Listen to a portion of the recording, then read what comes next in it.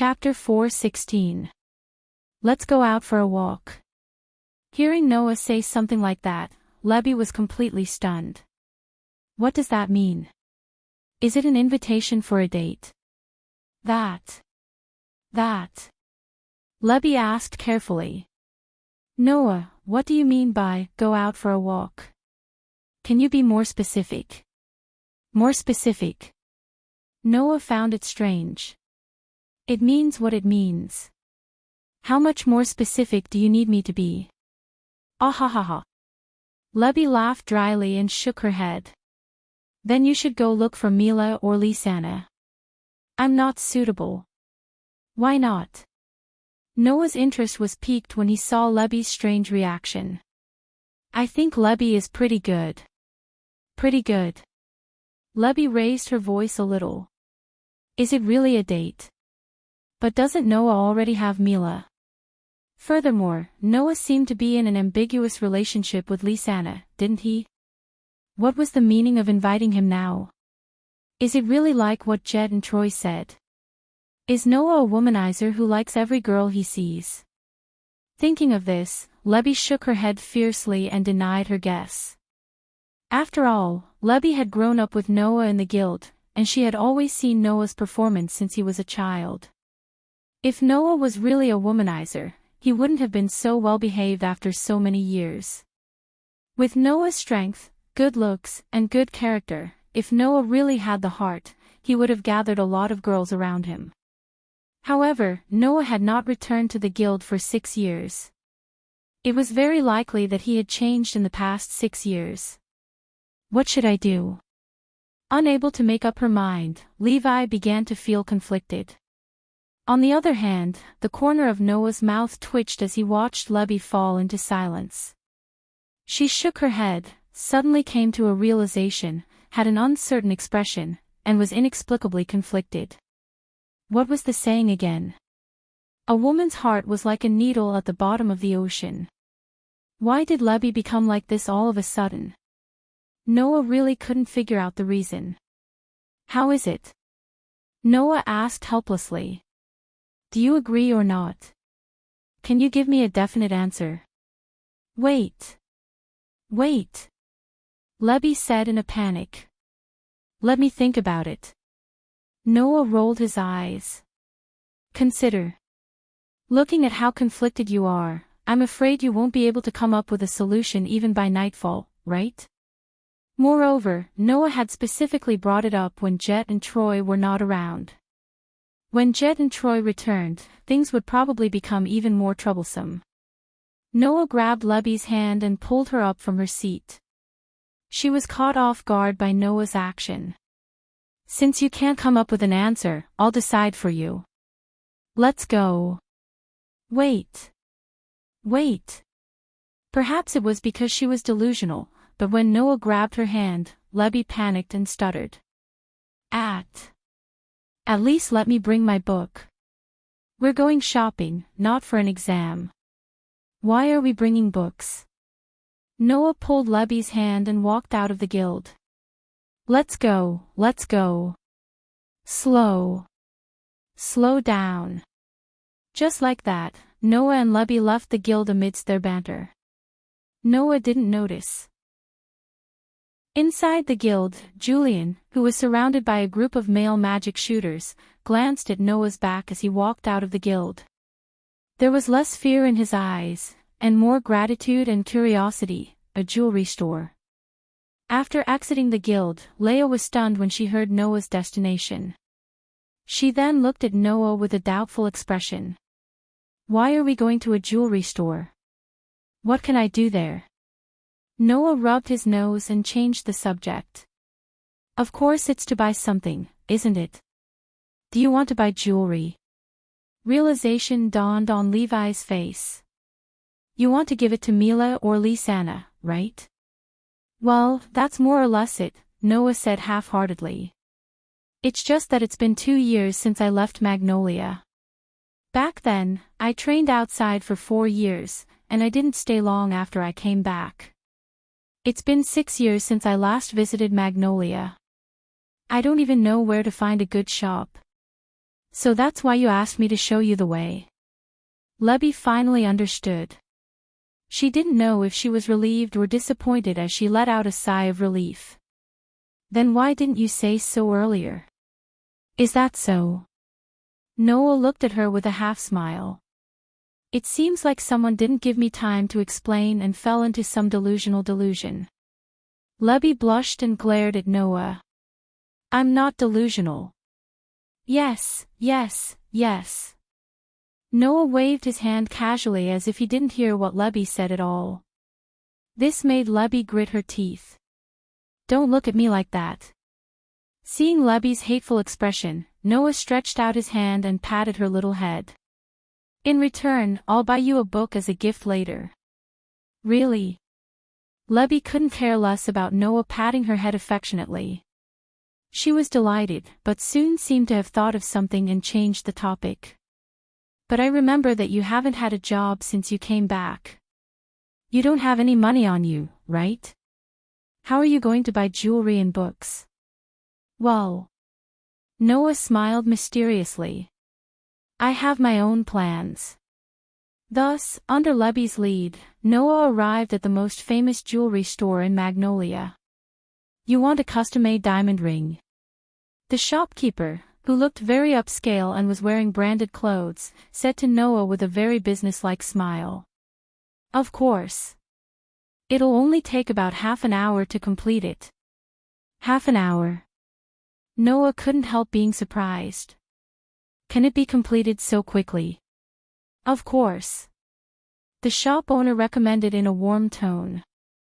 Our store has magical equipment specially configured for the creation of all kinds of jewelry.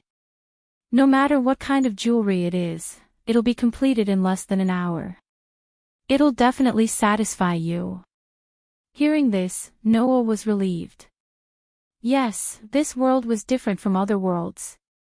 No matter what industry it would be related to magic. After all, it was such a convenient thing. It would be a waste if he didn't make good use of it. Then please help me make 2 diamond rings. Noah placed a piece of paper on the counter. The required model number and requirements are already written on it. You just have to follow them. Yes. No problem. At this time, the store owner began to rub his hands together. It's just that, the price, Noah smiled indifferently. He took out a dagger from the side of his jacket. It was an ordinary dagger. However, there were intricate runes engraved on the blade of the dagger. Noah slowly released his magic power from the limited state and poured his magic power into the dagger. The next moment, the dagger, which was extremely ordinary except for the intricate runes on the blade, flashed with a crackling electric light. Seeing this, the store owner cried out in surprise. Magical weapon. Actually, this was not a magical weapon. It was just an ordinary dagger. However, Noah had engraved runes on this ordinary dagger. This way, as long as he poured magical power into the dagger, the runes engraved on the dagger would be activated. It was no different from an ordinary magical weapon. In this world, the price of a magical weapon was different depending on its effect. The price of a magical weapon with lightning magic had always been high. Originally, Noah wanted to use it to exchange for some money, but now he changed his mind. I'll use this dagger to exchange for 2 diamond rings and 100,000 J. Noah looked at the store owner with a smile. What do you think? Okay. The store owner readily agreed. Even if it was a rough estimate, Noah's dagger could be used to buy 10 diamond rings. In other words, this was a profitable transaction. As long as the store owner wasn't an idiot, he would definitely not refuse.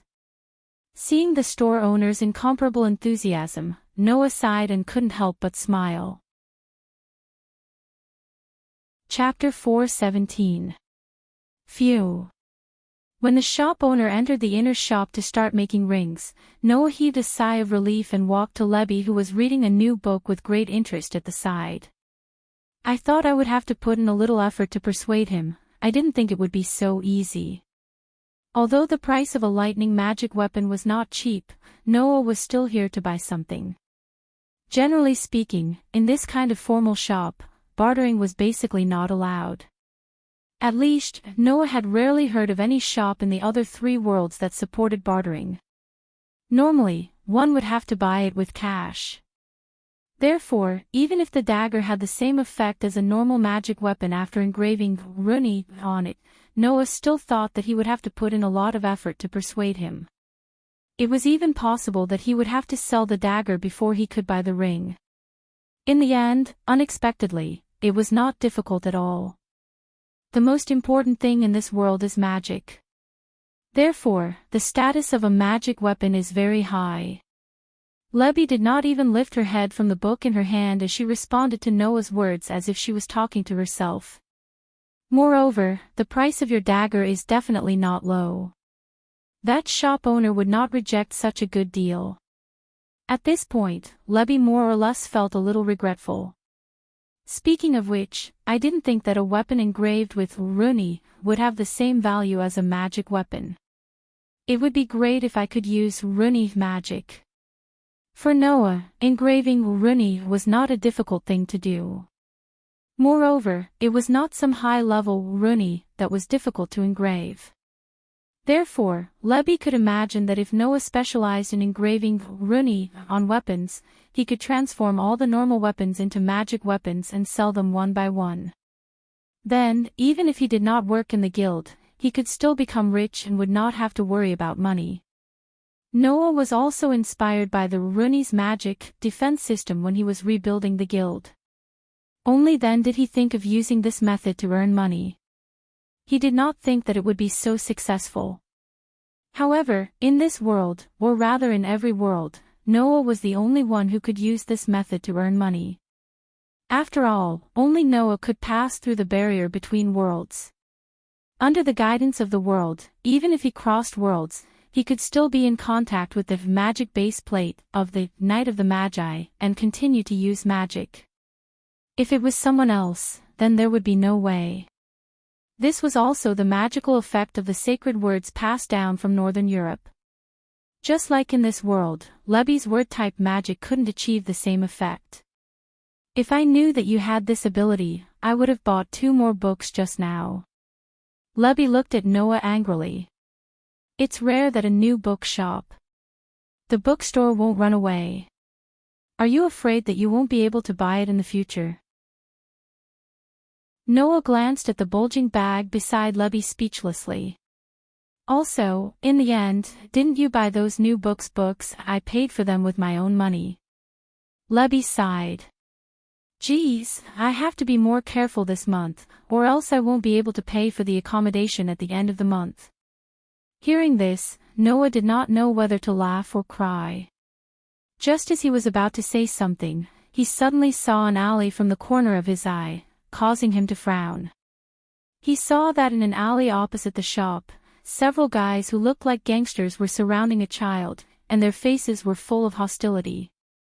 The child was still sitting on the ground, and his face was full of fear. Lebby seemed to be confused as to why Noah suddenly stopped talking.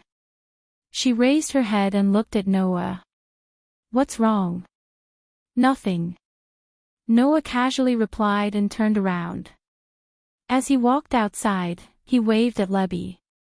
Wait for me here, I'll go out for a while. Wait. Just as Lebby wanted to say something to Noah, Noah walked out of the shop and directly walked to the opposite side, causing Lebby to tilt her head. Did he suddenly have another idea? With this thought in mind, Lebby refocused her attention on the book in her hand and began to read with great interest. Hey! Kid! Don't play dead. Hurry up and get up. In that narrow alley, 3 extremely badly dressed people were surrounding a child who was sitting on the ground and shivering. The leader of the group was even yelling out viciously. Did you see that? You dirtied my clothes. Upon closer inspection, the corner of the gangster leader's pants was smeared with a little black stain. This little bit of dirt could be wiped off with just a little rub, but the leader of the hooligans had no intention of wiping it off. Instead, he arrogantly placed it there and shouted at the child who was paralyzed on the ground with an insolent expression. Don't you have eyes when you walk? How can you rub on anything? Hurry up and pay for it. Pay for it, pay for it. The two hoodlums underlings also chimed in from the side, seeming to enjoy the current situation. Ugh! The child who was paralyzed on the ground could only shrink her body and hold back her tears, not daring to make a sound. She was a young girl who was about 8 or 9 years old. The young girl had short white hair and wore dirty clothes. Even her small face was smeared with dirt. It seemed like she had not changed her clothes for a long time. Moreover, it was very likely that she came from outside Magnolia. Otherwise, she would not be so travel-worn. However, this travel-worn appearance had caused some trouble for the young girl. This was because the young girl had bumped into this delinquent leader in the crowd on the street. She had dirted the delinquent leader's pants a little, and in the end, the delinquent leader had made things difficult for her. It was unknown whether the gangster leader was enjoying the thrill of bullying the young girl or was actually planning to cheat money from a child who did not look like a rich person at all. Seeing that the young girl was getting more and more scared, he became more and more pleased. Don't you want to be responsible for your actions? Then don't blame us for being rude. The young girl suddenly trembled and closed her eyes in fear. Hee hee. The gangster leader licked his lips excitedly and reached out to grab the young girl's head. Paw! At this moment, a hand suddenly stretched out from the side and grabbed the gangster leader's wrist. Without giving the gangster leader a chance to react, the hand that grabbed the gangster leader's wrist suddenly pulled hard. The gangster leader was caught off guard and lost his balance. His body fell and floated in the air. Immediately, the owner of the hand suddenly spun and threw the gangster leader away. Bang! The gangster leader with bad intentions directly smashed into an empty wooden box in the alley, smashing the wooden box into pieces. Ouch! Until then, the gangster leader's shrill scream rang out. It couldn't be helped. The wooden box was filled with iron nails. The leader of the hooligans who bumped into it directly sat on it. It wasn't clear whether he was bleeding or not, but from the screams, it should have been very painful. Hearing the hooligan's screams, the dirty girl raised her head in a daze. Then, she saw what was happening. She saw a figure replace the gangster leader's position. She did not know when, but he was standing in between the two gangsters' underlings. The newcomer was naturally Noah. WH. Who is it? You. You bastard. Only then did the two hoodlums react. Just as they were about to make a move, they were swept by a frosty gaze. Suddenly, the two gangsters' underlings only felt their heads turn cold and their hearts turn cold. They involuntarily took a few steps back and distanced themselves from Noah. To this, Noah only coldly said, "Scram! You!" One of the gangsters was enraged, but before he could do anything, the other gangster pulled him back and pointed at the back of Noah's hand. On it, there was a guild emblem that all residents of Magnolia would be familiar with. It was the guild emblem, Fairy Tale. It's from that guild. Hurry. Hurry up and leave. The two gangsters' faces were full of fear as they fled in panic. You guys.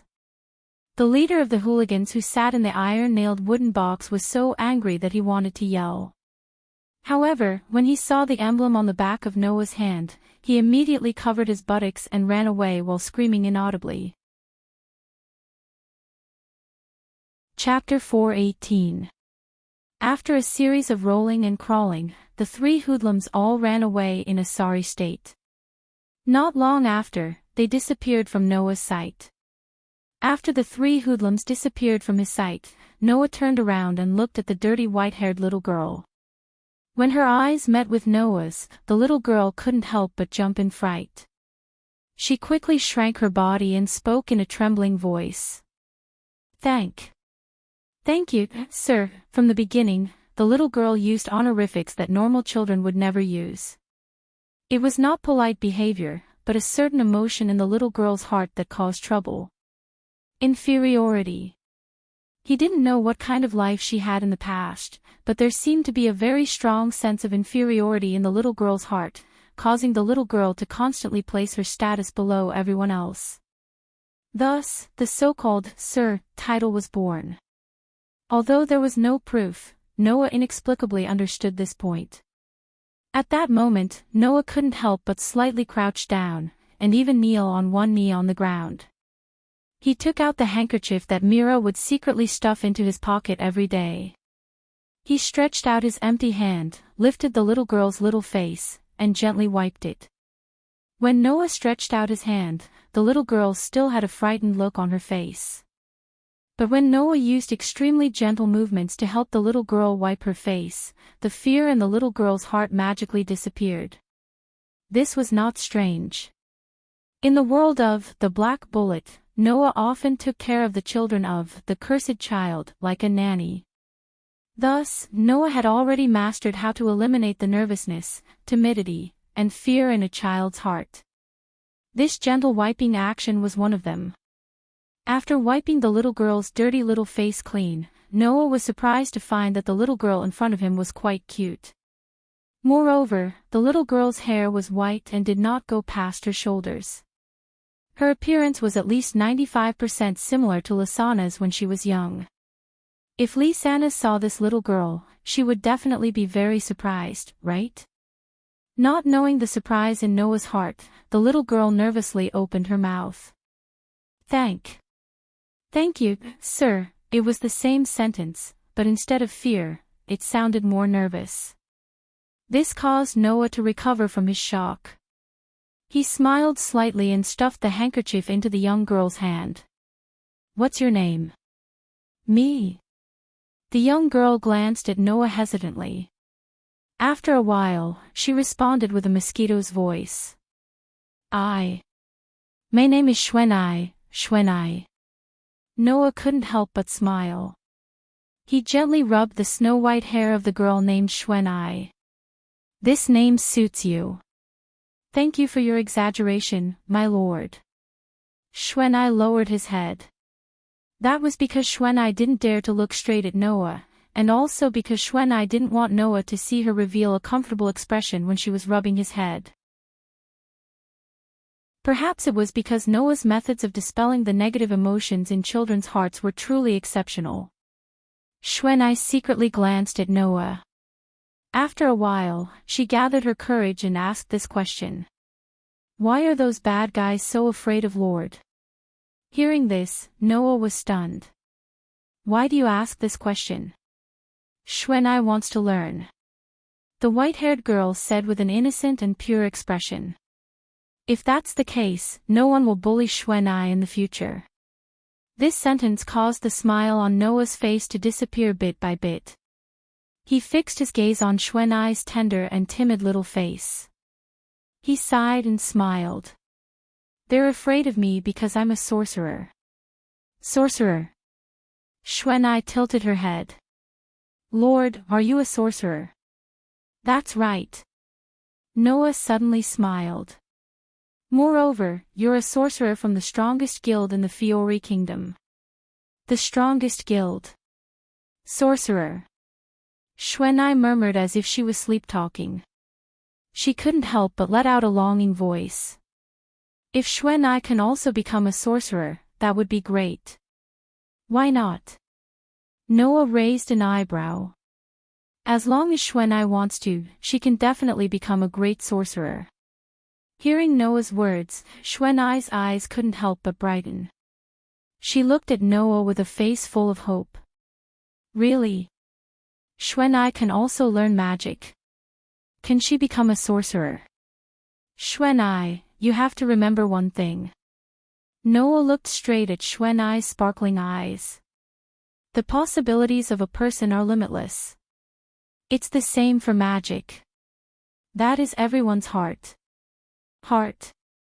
Shwenai repeated in confusion. That's right.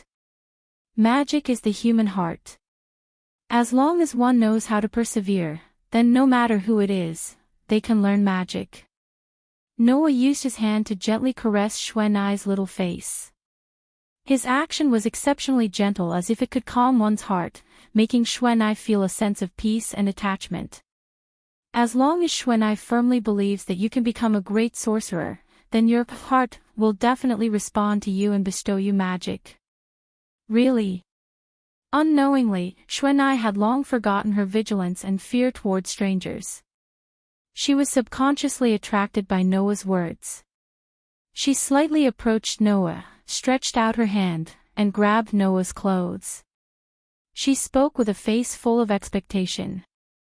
Then if Xuanai learns magic, will I not bring misfortune to others and not be bullied by others? That will depend on what Xuanai wants to do after learning magic. Noah tried his best to soften his tone, as if he was trying to give the young girl hope. If Xuanai only wants to not be bullied, then as long as you learn magic, there will be very few people who can bully you in the future.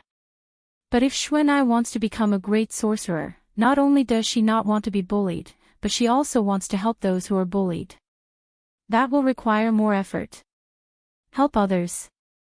The expression on Xuanai's pretty face dimmed slightly. Can Xuanai also help others? What are you talking about? Noah laughed involuntarily, and lightly knocked on Xuanai's little head. Don't forget, you have to believe that you can do it, then your heart will respond to you and give you magic. Yes. Yes. Xuanai then remembered what Noah said before. Her little head repeatedly nodded, and her eyes were filled with hope for the future. Seeing this, Noah knew that he had succeeded. The young girl in front of him seemed to be the same as Alusha. She had a past that couldn't be described as beautiful, causing her to become quite inferior. Noah wanted to let Xuanai's heart have a little more hope for reality in the future, so that she would have more motivation and live a better life. Seeing that you are so obedient, I will give you some gifts. Saying this, Noah took out two things and placed them in Xuanai's little hand. It was a money bag and a key. The money bag was just exchanged from the jewelry store owner with a dagger engraved with runi. There were 100,000 J coins inside. The key was the Star Soul Key. It was given to Noah by Lucy when Noah returned to this world, before returning to the guild with Alusha, Naz, Gray, and Lucy. Noah originally wanted to use this key as a talisman, but now, if he gave it to Xuanai, perhaps it could let Xuanai sign a contract with the Star Soul and awaken the Star Soul magic. Use them well. Noah said softly as he put the money bag and key into Xuanai's hand. I hope that the next time we meet, you will have become a great sorcerer. Leaving this sentence, Noah stood up, patted Xuanai's little head, turned around, and left without any reluctance. My lord. Xuanai, who had been staring at the money bag and key in her hand, finally recovered from her absent-minded state. She quickly got up and shouted in the direction of Noah. Please tell Xuanai. What is your name? As soon as the voice fell, Noah's voice reverberated in Xuanai's ears. My name is Noah, goodbye, little Xuanai. With such a sentence, Noah walked into the opposite jewelry store and disappeared from Xuanai's sight. Xuanai stared blankly at the direction where Noah disappeared. After a long time, she lowered her head and looked at the money bag and key in her hand. She held them tightly in her arms and murmured as if she had found the most precious treasure. Noah. My lord, in the mood of worrying about gains and losses, Xuanai couldn't help but think of Noah's words just now.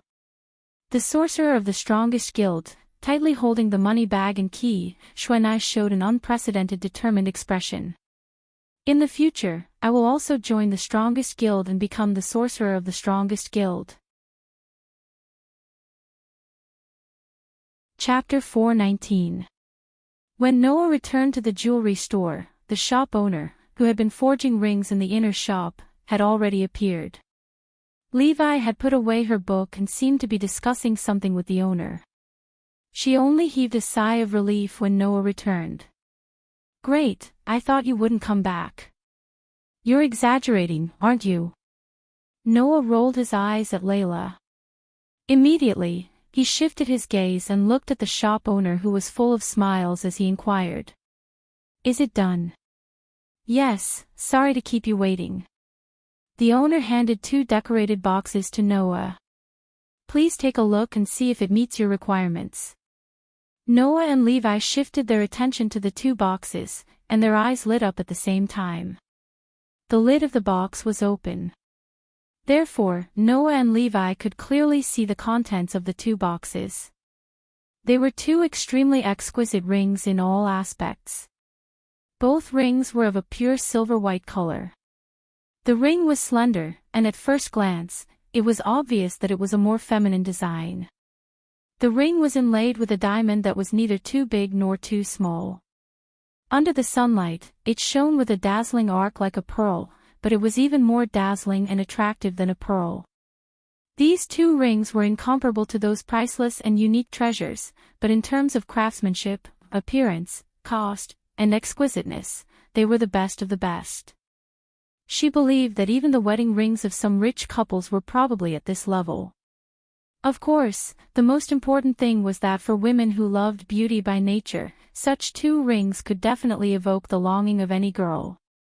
This could be seen from Rebbe, who had always displayed an obvious interest in reading books. It's so beautiful. Levi's eyes were sparkling. I want it so much. Even Noah couldn't find any fault with the 2 rings, let alone Levi. He nodded in satisfaction and closed the box. Thank you, owner. You're welcome, the restaurant owner rubbed his hands and said to Noah enthusiastically. If you have any requests in the future, please continue to visit our store. We will provide you with the best service and products. Of course, Noah nodded with a smile and walked out with the 2 boxes in his hands. He couldn't hide his joy. Just as Lebby was about to follow him, she noticed that the shopkeeper was wiping a tiny diamond on his sleeve. That diamond was not as exquisite as the diamond inlaid on the 2 rings on Noah's hand. At first glance, it was obvious that it had not been specially polished. Levi rolled her eyes when she saw the small diamond. She seemed to have understood something and curiously moved her face closer to the owner. Is that the diamond left over from the polishing of the 2 rings? Yes. When I was making it, I thought I would need more, so I cut a little more. In the end, it was left over. The shop owner seemed to be overjoyed. It's a little small, but if you polish it well, it can be made into a high-priced ring. Is that so? Levi said with a smile.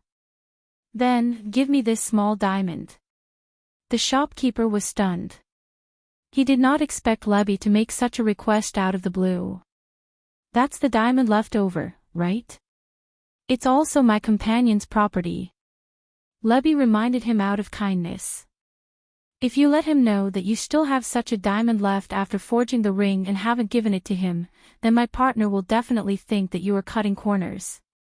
Then, next time, he will definitely not bring you the same business. Even that dagger may be taken back. Don't. Only then did the shopkeeper realize what was going on. He let out a hollow laugh and handed the tiny diamond to Layla reluctantly. I just forgot about it. Please pass it to that person. I will. Levi replied cheerfully. She took the diamond and skipped out of the jewelry store. Afterward, Lebby put the tiny diamond into a pouch that looked like an amulet. She tied the pouch with a red string and hung it around her neck. As for why she did that, perhaps even she didn't know. Night came quietly. Lying on the bed in his room, Noah held a box in one hand and opened the lid of the box. He started to observe the 2 delicate rings once again. As if it was planned, the door to Noah's room was pushed open. Mira and Lisanna entered at the same time. Noah, big brother Noah, come in.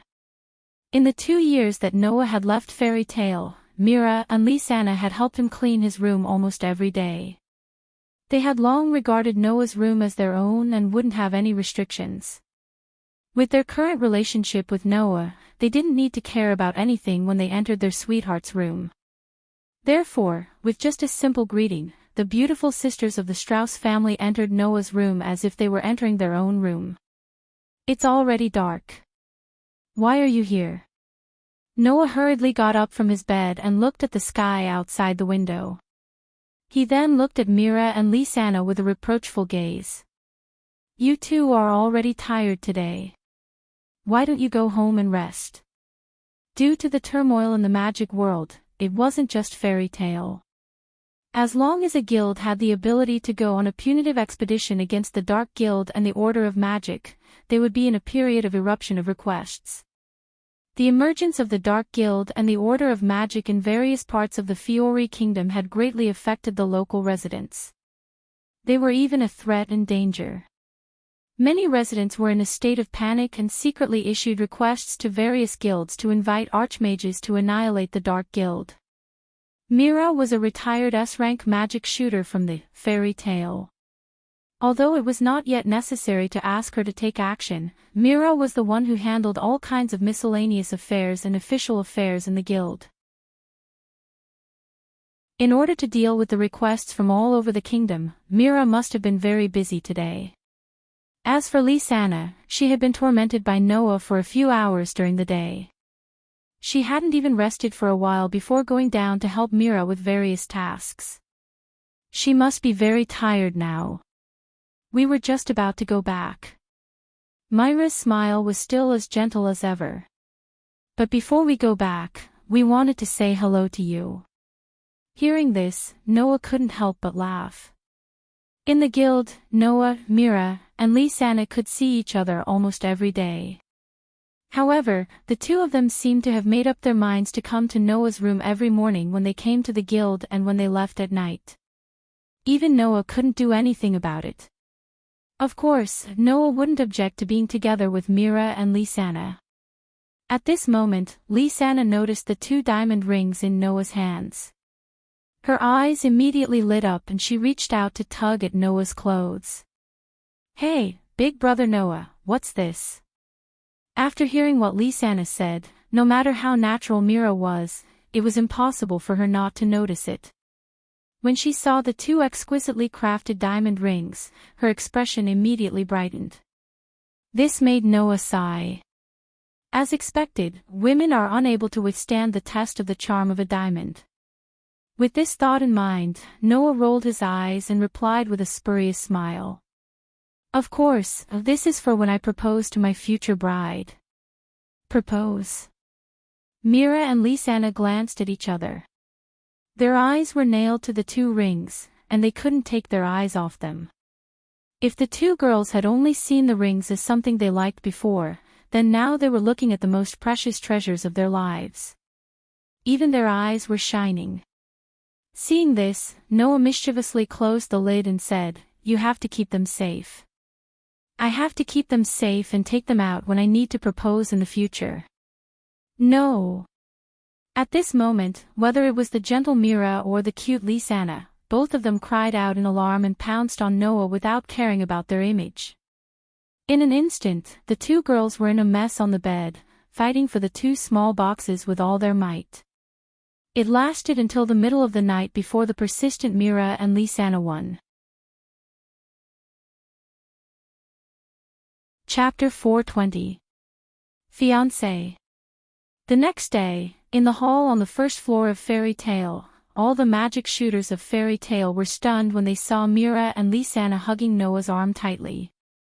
Noah was surrounded in the middle with a blissful expression on his face.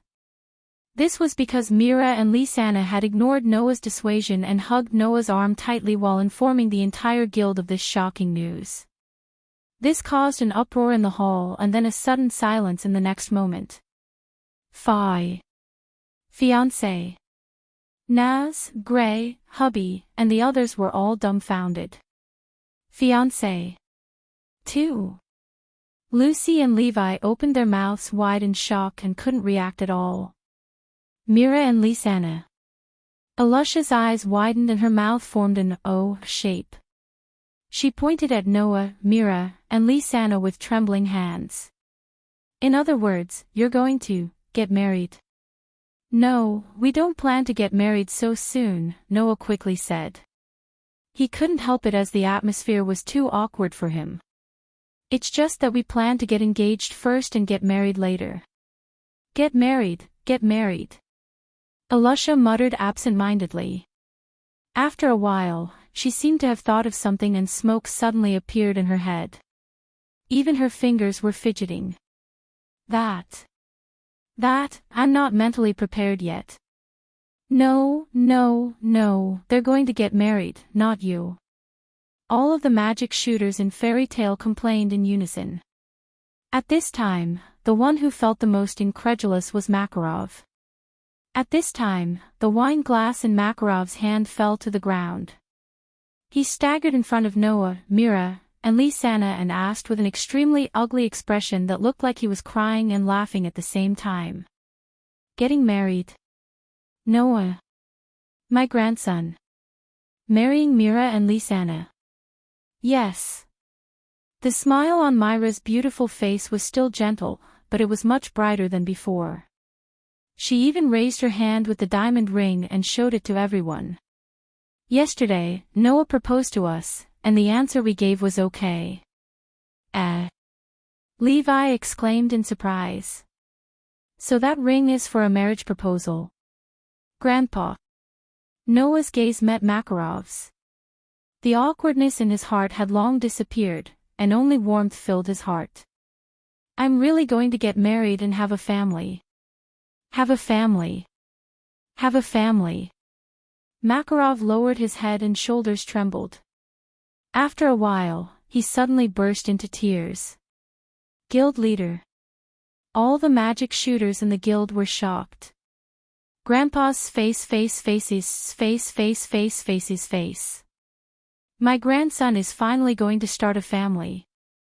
Makarov cried out in joy. Moreover, there are two of them. Hearing this, the sorcerers in Fairy Tale understood that Makarov's reaction was only because he was too excited and moved. Grandpa. Noah didn't know whether to laugh or cry. That being said, we're just getting engaged first. As for when we'll get married, we'll discuss it later. Let's get engaged first. Let's get engaged first. Makarov was already speaking incoherently. When we get married in the future, we must hold the grandest wedding in the entire Fiori Kingdom. Only then can we show the prestige of the next president of Fairy Tale. Guild leader. This time, Lisanna was a little shy. You made your decision too quickly. Although she said so, Lisanna's face was full of longing. She was obviously looking forward to her wedding, or rather, she was looking forward to the moment when she became Noah's bride. Lisanna. Beside her, Myra's pretty face was also slightly red, but she still quietly tugged at Lisanna. You have to call me Grandpa in the future. Lisanna was even more shy. That's really too fast. It's okay. It doesn't matter when you call me Grandpa. Makarov laughed with tears in his eyes. In short, we're having a banquet today. To celebrate my grandson's engagement. Oh. Although Nazi, Gray, and the others were still very surprised, they still cheered enthusiastically and gave their blessings to their childhood best friend. Congratulations. Noah. Gray hugged Noah's neck and laughed. You rascal, I didn't expect you to get married so soon. You're really hateful. Although I don't quite understand. Nazi put his hands on his waist and laughed loudly. But still, congratulations, Noah. Hey, Nazi. Hubby was frightened by Alusha's appearance and flew in Nazi's direction. Alusha has become very strange. Get married. Alusha's head was still smoking and she was in a crash. Damn it. As for the rest of the magic shooters from Fairy Tale, they let out tragic cries of grief. "Oh, our Mila sauce! Hey, hey, hey! Is no one complaining?" Lucy felt that her whole body was not good and could not help but remind them loudly. Noah is going to marry 2 people. 2 people. 2 people is good. 2 people is good. Makarov was so happy that he lost his sense of direction. But it was not strange. Although Noah was not Makarov's biological grandson, Makarov did not regard Noah as an adopted grandson at all. After all, Laxus was already like that, and Noah was quite capable. Whether it was strength, temperament, intelligence, or methods, there was nothing that was not outstanding. Makarov had always been proud of him. Now, such a grandson was going to get married. As a grandfather, how could Makarov not be happy? In addition, the other party was the extremely popular masked lady Mira Jenny and her sister Lisanna, who was not inferior to her elder sister in the slightest. These 2 treasures of the guild, Makarov loved them dearly.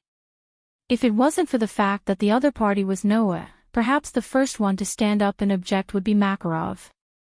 As for the male magic shooters in the guild, they were already lying on the ground with tears streaming down their faces. He's actually marrying 2 women. And sisters. Levi, who finally reacted from the shock, let out an extremely complicated sigh. This is the first time I've heard that someone other than a king and a noble would marry 2 people at the same time. Although there was no such thing as monogamy in this world, people tacitly agreed that there was only one person to marry, even if it was a wealthy businessman. Take Lucy for example. Lucy's father was a rich man, but he had only married Lucy's mother from the beginning to the end. So far, there had been no news of him marrying a second person. And generally, those who would marry more than one person were either the king of a country or some nobles whose status was only below the king. It was not impossible for ordinary people to marry 2 people, but it was really, really rare. But no matter what, the moment the rings were put on Mira and Lisanna's hands, this fact had already been decided. It also meant that Mira and Lisanna, the sisters, had truly begun to accept reality and serve a man together. Regarding this, the happiest people were Jet and Troy. "Good!" Jet shouted. "That's great! Noah!" Troy also exclaimed excitedly. "We support you." This way, the chances of Levi joining the pirate ship would be infinitely reduced to 0. How could Jet and Troy not support him? Unfortunately, nothing was absolute in this world. What would happen in the future would only be known in the future. Ever since I was young, I've always felt that you're not a simple man. I didn't expect you to really do it. Kana, who had returned from her mission, giggled as she raised her glass. "Well, anyway, let's drink. Grandpa, where's Elfman?" Noah rubbed his nose, ignoring the mockery and complaints of the people around him as he asked Makarov. "Elfman hasn't returned from his mission yet. When I received the report in the morning, he said that he was already on his way back." Makarov patted Noah's shoulder, his old face flushed red. "When he comes back, you should tell him about this in person." Noah nodded heavily, apologizing in his heart. "I'm sorry, Elfman, I'll take care of your elder and younger sister." Chapter 421. Pa. Not long after returning to Fairy Tale, Elfman, who had just put down his luggage, dropped the wine glass that he had just picked up onto the ground with a crisp sound. However, Elfman didn't notice it at all. He stared blankly at Noah, Mira, and Lisanna. His resolute face was filled with shock, bewilderment, and disbelief. Although the sorcerers in Fairy Tale behaved the same way at the beginning, Noah could not hide his awkwardness when he was faced with the same behavior again, especially when it was Elfman. That was only natural. No matter who it was, they would react the same way as Elfman when they heard that someone was going to marry more than one of their family members. It was because of this that Noah felt so awkward. If he was only marrying one, he wouldn't have to feel guilty. The problem was that Noah wasn't marrying one, but two, and they were marrying the older and younger sisters of Elfman. Fortunately, it was Noah who told Elfman that he was going to marry his older sister and younger sister. If it were anyone else, Elfman would probably be waving his fist. Compared to Noah, Mira and Lisanna were calm. They wore gentle and cute smiles respectively as they gazed at Elfman. They seemed to be enjoying Elfman's reaction. Phew. After some time, Elfman let out a heavy sigh. He picked up another wine glass and finished it in one gulp. Then, he looked at Noah sternly. Noah, I've always thought that you're a man. Is that so? Noah couldn't help but reveal a puzzled expression. But why don't I feel happy about your praise at all? That's what a man is. Elfman used a theory that no one else could understand as he stared at Noah.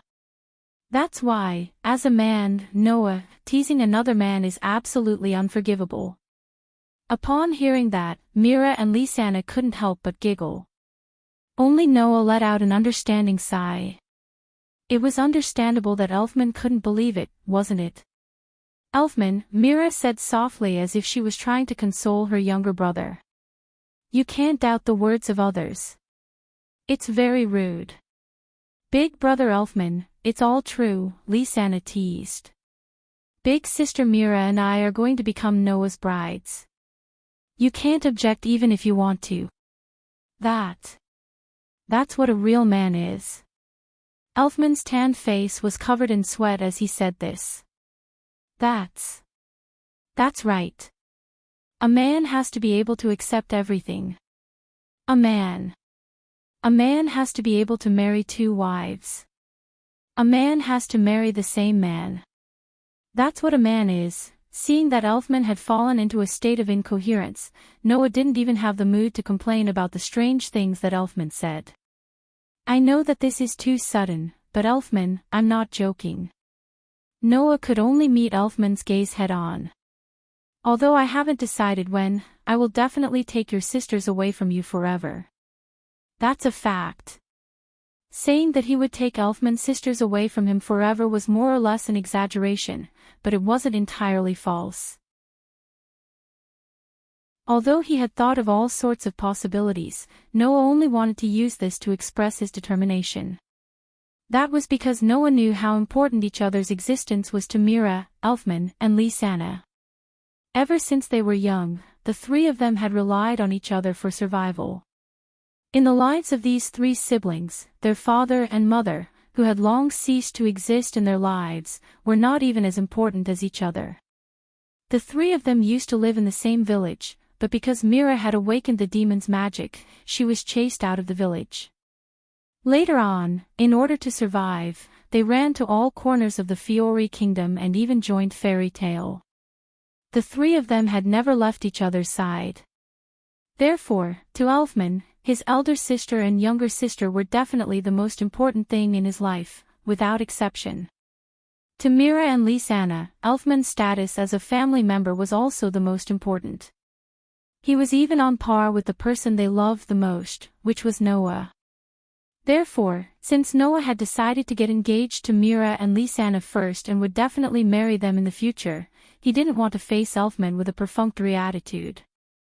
Mira and Lisanna seemed to understand Noah's thoughts. They both shut their mouths and chose to watch from the side. They looked at Noah and Elfman with extremely gentle expressions, showing the most complete trust. The two men in front of them, one was their lover, and the other was their most important family member. Therefore, Mira and Lisanna believed that the two men wouldn't make a decision that would disappoint them. Elfman seemed to have seen Noah's seriousness from Noah's attitude. He finally snapped out of his messy state and scratched his head in frustration. Although I've already seen that my sister and Lisanna's attitudes towards you are different, I didn't expect them to choose to marry you in the end. Elfman crossed his arms and looked at Noah with a sharp gaze that he would never use in the past. As a man, Noah, I only want you to promise me that you will protect my sister and sister with your life. can you do that? Hearing this, Noah smiled. His smile was strangely arrogant. Is this the first day you've known me? Noah didn't give any promises, nor did he make any vows. Elfman smiled as well. That's a real man. Seeing this scene with their own eyes, Mira and Lisanna revealed gentle smiles. As expected, these two men wouldn't disappoint them. At this moment, Elfman suddenly changed the topic. Then, should I call you brother-in-law or brother-in-law in the future? This one sentence made Noah, Mira, and Lisanna choke at the same time. None of them had thought of this question before. No matter what, today was a happy day. Just like a festival, all the banquets in Fairy Tale were destined to last for the whole day. At this moment, whether it was those who sincerely gave their blessings or those who were envious, they seemed to have forgotten everything and were jubilant. So much so that no one noticed. On the second floor of Fairy Tale, a solemn atmosphere that was completely out of tune with the jubilant atmosphere of the guild was permeated in a corner. There were 4 people in that corner. They were none other than Raxus and the 3 members of the Thunder God Council. Looking down at Noah, who was surrounded by a group of people and had entered an endless toasting scenario, continuously drinking cup after cup of wine with a bitter smile on his face, Laxus tightened his grip on the guardrail bit by bit. The emotion surging in his eyes was an unprecedented kind of madness. At this moment, the only thing that reverberated in Laxus's mind was the sentence that Makarov had said in a state of ecstasy. Fairy Tale's next guild leader. Thinking of this sentence, Laxus's heart surged with a wave of violent emotions. Even his eyes turned red. In the end, you still chose to let that kind of person inherit the guild. How long do you want this guild to be a coward, old man? Standing behind Laxus, Fried, Bixro, Alba, and Jerlin were silent.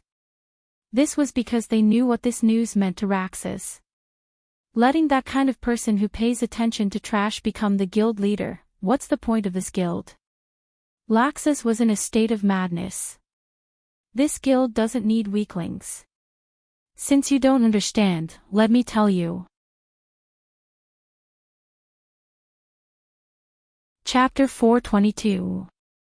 It wasn't until the sky had completely darkened that the sounds of jubilation from Fairy Tale finally stopped and disappeared without a trace. Gotcha! In a room on the top floor of Fairy Tale, the door was opened with a soft sound. Mira and Lisanna each held one of Noah's arms and carefully helped Noah, who was walking a little unsteadily, into the room.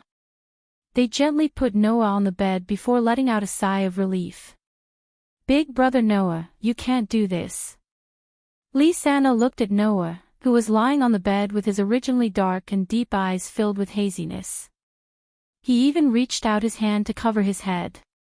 Lisanna panted and complained to Noah in a complaining tone. Undoubtedly, you don't drink often, and you don't even drink at all. How can you drink so much today? Ugh. Noah moved his body as if he wanted to say something, but in the end, he gave up because of the dizziness in his head. He covered his head and made a sound that didn't make any sound. It couldn't be helped.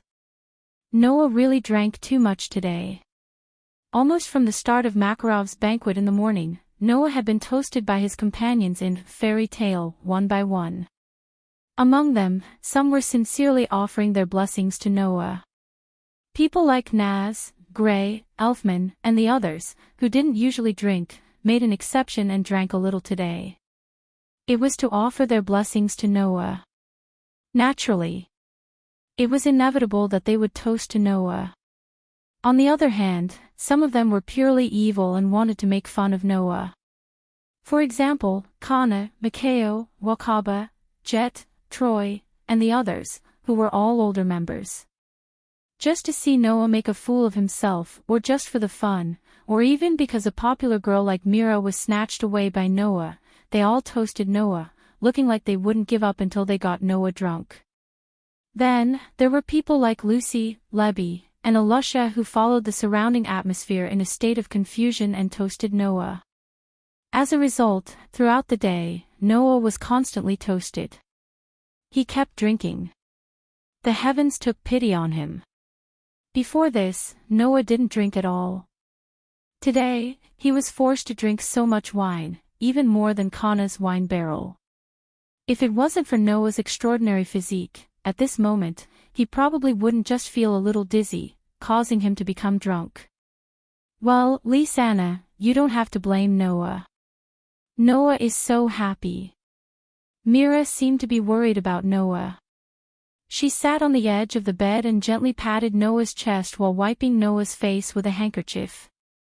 Just like a wife who was taking care of her husband who had gotten drunk while socializing outside. Moreover, this is all due to the good intentions of our companions in the guild. Noah is so gentle. It's normal for her not to reject him. But, he really drank too much. Looking at Noah, who seemed to be very uncomfortable. A pained expression appeared on Lisanna's face. Big brother Noah didn't drink before. That's true. Mira also smiled bitterly, but still used an extremely gentle method. He helped Noah soothe his breathing and wipe his face. If this happens again, we have to stop it. Yes. Lisanna nodded heavily and sat on the edge of the bed. She gently patted Noah's chest. After a while, she seemed to have thought of something and her face turned slightly red. Then, with big brother Noah in this state, does someone have to stay behind to take care of him tonight? Mira was stunned when she heard Lisanna's words. She then looked at Lisanna with amusement. Do you want to stay behind to accompany Noah tonight? Big sister Mira, Lisanna said to Mira as if she was throwing a tantrum. Big sister Mira, are you okay with big brother Noah staying alone in the guild like this? That's true. Mira immediately held her face in distress. Tonight, you should stay here to look after Noah. Lisanna was stunned. Big sister Mira, are you going to stay too? Mira blinked her beautiful big eyes. Or do you want to stay here alone and do something with Noah that I can't see? No. Lisanna felt a little guilty. In fact, Mira was also feeling a little shy. Being alone with Noah. This pair of sisters who were infatuated with Noah would definitely be happy to see that. However, if they were alone, it meant that they could do something that only lovers could do. Women all yearned for the love of their beloved men. Both Mira and Lisanna yearned for intimacy with Noah. However, this pair of sisters seemed to have thought of something that was not suitable for children and raised the level of intimacy by many levels. That was why they became shy. Although they knew that the other party had already given their hearts and minds to Noah, neither Mira nor Lisanna revealed this matter. They deliberately pretended to be confused. If they were to reveal it openly, it would be too embarrassing. However, the two bashful girls didn't know how tempting their blushing and bashful appearance was to a man who had already tasted their beauty and fallen into a half-conscious state. With two short screams, Mira and Lisanna felt themselves being pulled by someone. Then, with a forceful tug, they fell to the ground. In the next moment, a man with a strong masculine aura and a strong smell of alcohol turned over and pressed the two girls under him. His body temperature rose slightly, causing his body to be scorching hot. Noah, brother Noah. Only then did Mira and Lisanna react. Looking at Noah, who was lying on top of them with a sinister look on his face due to his drunken stupor, they let out another cry of surprise. The one closest to Noah was Mira. That was why Noah, who had been attracted by Mira's cry, turned to look at her slightly open mouth. Ugh! Shortly after, a pained sound came from Mira's mouth. It was the sound of Mila's lips being roughly covered by Noah's mouth. Ugh! Mira subconsciously closed her eyes, but she did not forget the fact that her younger sister was watching. She immediately whimpered in an attempt to avoid Noah's kiss. However, before she could succeed, Her lips were pried open by a skillful force, and her tongue was captured. Og. Tsk. Og. Og. Myra's body trembled slightly, and she was at a loss for what to do. Sounds of lips and tongue intertwining could be heard from the corner of her mouth. Lisanna, who saw all this, was stunned and could not react at all. With 2 layers of clothes between them, Noah could clearly feel the softness of their bodies. Coupled with the fact that he was touching Myra's lips and tongue, an indescribably wonderful feeling was transmitted to Noah's nerves along with the fragrance of a young girl. Noah captured Myra's delicate tongue and entangled it even more tightly with it. Myra could only use a strength that could not even kill a mosquito, as if she wanted to break free from Noah's intimacy. However, her cheeks were already flushed red, and her body trembled subconsciously. Her large breasts were pressed tightly against Noah's body, and she subconsciously used her tongue to cater to him while gently twisting her body. This kind of inadvertent seduction naturally made Noah's emotions even more aroused, and he became even more engrossed in the kiss. Soft gasps could be heard from Noah and Myra's lips. Noah had already entered a state of intoxication from the double meaning, and he could not help but feel a wave of heat surge up his body. He held Myra and Lisanna tightly in front of him and reached for their soft breasts, kneading them. The 2 sisters of the Strauss family trembled heavily at the same time. Og. Myra, who was being hugged and kissed, could only let out an unclear trembling sound. Ah. Lisanna, who was lying under Noah in a daze, let out a clear cry. The feeling of her chest being ravaged made her react, and she realized what kind of situation she was in. Her beautiful face suddenly became incomparably red, and she got up in a panic. Big brother Noah, don't. Myra and Lisanna had never tried to serve Noah in the true sense of sisters. Now that they were aware of Noah's intentions, the 2 sisters were panicking. However, no matter how panicked they were, they could not escape from tonight's situation. Not long after, the clothes of the 2 girls fell to the ground amidst a series of delicate cries. The sound of panting sounded like music. Chapter 423. Og. When Noah woke up from his sleep, a burst of indescribable headache and a comfortable feeling assaulted him at the same time. Noah, who was wrapped in 2 extremely contradictory feelings, squeezed out a sound from his throat. My head hurts. Clutching his head, Noah's expression was so bitter that it could darken. But, my body feels so comfortable. Patting his head, Noah faintly opened his eyes. Immediately, he was startled and revealed an astonished expression. Whoa! Letting out a sound like a puppy acting coquettishly to its owner, 2 white girls snuggled up to Noah's left and right and fell into a deep sleep. The white color here referred to the long and short hair color of the 2 young girls, as well as the rosy white color of the 2 young girls' bodies.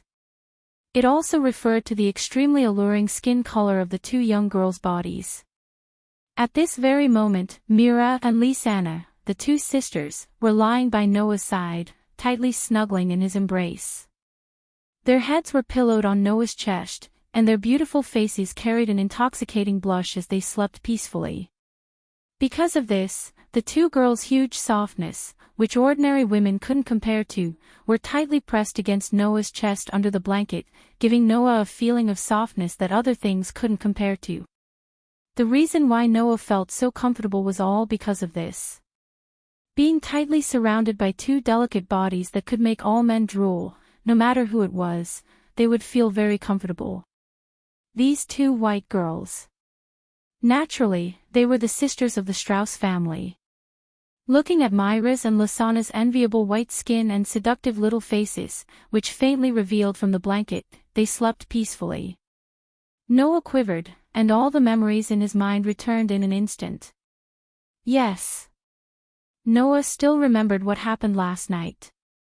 Although he had been forced to drink by almost all the archmages in fairy tale, his body was much stronger than his own. However, Noah's body was much stronger than the average person's. Even though it was the first time he drank so much, he was still half drunk and half sober, maintaining half of his consciousness. Thus, Noah still remembered what happened last night in a daze. The memory of forcefully pulling Mira and Lisanna onto his bed.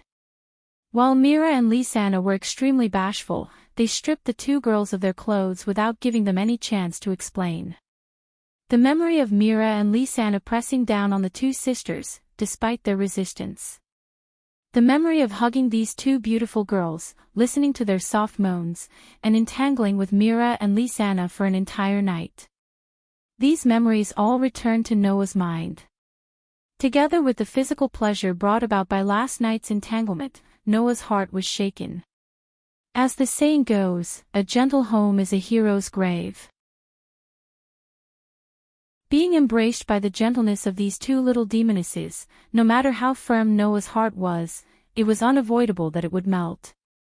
Especially when he thought of the pleasure brought about by last night's entanglement, Noah almost didn't want to get out of bed. He might as well hug his two future wives and sleep like a log. Truly a love-hate relationship. Noah reached out his hand with such feelings. He gently smoothed out the bangs on Mira and Lisanna's foreheads that were slightly sweaty due to their hard work all night, leaving a light kiss on each of their foreheads. This action was very gentle, and shouldn't have woken up those who were sleeping soundly. Lisanna, who appeared to be a little sluggish, was indeed still sleeping soundly, but Mira seemed to have sensed something. Her eyelids trembled slightly, and she opened her eyes, which were filled with moisture. Her eyes, which were still a little blurry, opened. Noah, who was just about to get out of bed, was surprised to see Mira open her eyes. Sorry. Did I wake you up? Oh. Mira raised her hazy eyes and stared at Noah. After a while, she gave him a dazed smile. Allah, are you awake? Seeing Mira's dazed appearance, Noah knew that this girl's hidden nature was showing its existence. She still didn't realize what was going on, and didn't remember the absurdity of last night. At that moment, Noah mischievously moved the hand that was hidden under the blanket and gently stroked one of Mira's round breasts. Feeling the strange sensation on her chest, Mira finally woke up. She looked at Noah, who was looking at her with a teasing expression, and then glanced at Lisanna, who was sleeping soundly on the other side. Her face, which was originally a little red, slowly became rosy, and she even puffed up her cheeks. Noah, you're very naughty. You don't like it? Noah lightly kissed Mira's sweaty, red face. I'm very willing to be naughty to you. That won't do. Mira pressed her slender and beautiful index finger against Noah's forehead and pushed Noah's face away. She was fuming with anger as she spoke. I already said I don't want it, and you're still being naughty. I'll get angry. You'll really get angry. Noah raised an eyebrow and smiled faintly. His hand also moved back and forth on Mira's body. Then I'll have to be naughty all the time. Feeling Noah's naughty hand, Mira blushed and slapped it away. She glared fiercely at Noah, but that appearance was cute no matter how one looked at it. I'll really get angry. That's why I have to be naughty all the time, Noah said matter-of-factly. Who asked Mira to be so cute when she's angry? Hearing this, Mira's cheeks puffed up more and more, and a trace of indignation appeared in her hazy eyes. However, she didn't resist Noah's naughty hands anymore. Instead, she snuggled in Noah's arms and let him play his naughty tricks. In the past, when I wanted to hear you say that, you wouldn't say it. Of course, Mira was referring to what happened 2 years ago before Noah left this world. Back then, Noah had met Mira, Elfman, and Lisanna in that small village. After some trouble, the 3 siblings, who had nowhere else to go, were led to Fairy Tale. Before that, Mira had always felt guilty towards Elfman and Lisanna. After all, Mira had always thought that she was the one who had caused Elfman and Lisanna to fall to such a state. If it weren't for the fact that they had run into a church where demons were causing trouble and were possessed by them, they wouldn't have been chased away by others. If they hadn't been chased away, Elfman and Lysana wouldn't have had to live a homeless life with Mira. That was what Mira thought until she met Noah. Therefore, meeting Noah and the fact that her fate had changed because of Noah made Mira's guilt towards her siblings turn into gratitude towards Noah. Furthermore, she was still a child at the time, and because of her ignorance towards relationships, it was easy for her to become diligent and engraved in her heart. Thus, after spending some time together, Mira gradually became attracted to Noah. If not for this, as one of the few geniuses in fairy tale who had become an S-rank archmage before reaching adulthood, Mira might not have taken a fancy to Noah. However, the truth was the truth. Mira had indeed fallen in love with Noah when she was young. Mira must have always wanted to hear Noah's affirmation of a woman's charm since she was young. Understanding this, Noah suddenly felt a strong sense of pity for Mira. "I'm sorry." Driven by such emotions, Noah's hand that was playing tricks on Mira turned to embrace her slender waist, and he hugged her tightly. "I've made you wait for so long." Mira reluctantly went along with Noah's strength and hugged Noah tightly, revealing her usual gentle and enchanting smile. "It's all right." After saying that, Mira raised her hand and looked at the engagement ring on her finger with a blissful smile. "It doesn't matter anymore." That's right. It didn't matter anymore. After all, the waiting had finally paid off. That was why Mira didn't have any regrets, nor did she complain. There was only endless satisfaction. This made Noah's heart melt, and he smiled. "Ugh." Lysana turned around and let out a sleep-talking sound. Big brother Noah and Mira looked at each other and smiled. Hugging Mira and Lysana tightly, Noah kissed his two fiancés' foreheads again, enjoying the rare moment of peace.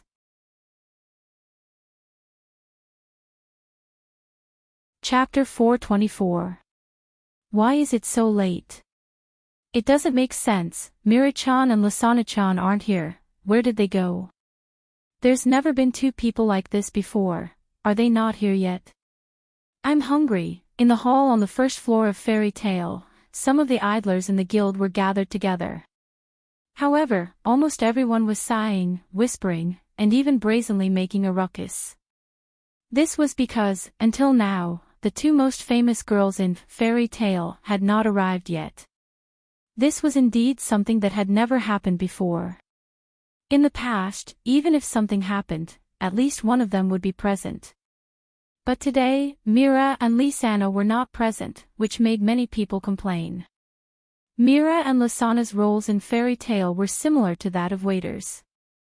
Occasionally, they would help Makarov with the guild's affairs and miscellaneous tasks.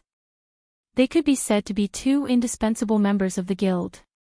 Now that they suddenly did not come, even if there were no guild affairs and chores to be done, the guild members who were waiting for the beautiful and cute girls to serve them food and drink also lost their energy. Under such circumstances, Noah came down from upstairs. When they saw Noah, many of the magic shooter's spirits were lifted, and they started to shout. "Yo, Noah, where are your two fiancés? Why haven't they come yet? We're all hungry. And we can't order any wine. I always feel so lonely. Hurry up and call your two fiancés over." Yes, yes. Hearing the teasing voices from his companions, Noah could not help but feel guilty. Could he tell them that the two fiancés they were talking about were now lying in Noah's room to rest because they were tormented by Noah last night? Presumably, in the next moment, Noah would be surrounded by all the male members who were envious of him, and would be full of resentment and make him drunk again. When he thought of this, Noah's head that was faintly aching from the hangover felt dizzy again, and he could not help but speak loudly. "You still say that the banquet was so lively yesterday, but in the end, the ones who served tea were Mira and Lysana. Who knows how tired they are now?" Saying such a flawless lie, Noah confidently announced. "Today, Mira and Lysana asked for leave. I will let them rest to the extent that they will not wake up to work until tomorrow. So, what you want to eat and drink, you'd better think of it yourself." When these words came out, there was an uproar. Don't. Noah. You can't be so cruel. Although she is your fiancée, she is also our guild signature girl. My Mira sauce, what? Mira sauce. She is already someone else's fiancée. Heavens. I don't have the motivation to work today. Yes, yes. Suddenly, a group of fellows who were not serious all day began to make a racket. Their cries were miserable. Those who did not know would definitely think that someone in their family had died, causing many onlookers to look at them with disdain. Ignoring the noise of the people around him, Noah walked into the hall, looked around, and fixed his gaze in one direction. There, Alusha had arrived early and was sitting in front of a table. She was not wearing her usual armor, but an ordinary inner shirt and a blue pleated skirt. This might have been strange in the past, but ever since the collapse of the Paradise Tower, Zio, Simon, Wooly, and Miriana regained their freedom and went out to travel, Alusha no longer often showed up in armor. Occasionally, she would be like this, going into battle lightly. However, at this moment, Alusha was seriously flipping through a book. This scene surprised Noah. Alusha is reading a book. This is really rare. With this thought, Noah quietly walked behind Alusha and looked at the book in front of her through Alusha. When he confirmed the content of the book, his expression was strange.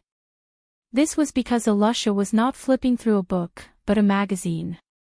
It was a magazine that displayed beautiful wedding dresses on almost every page.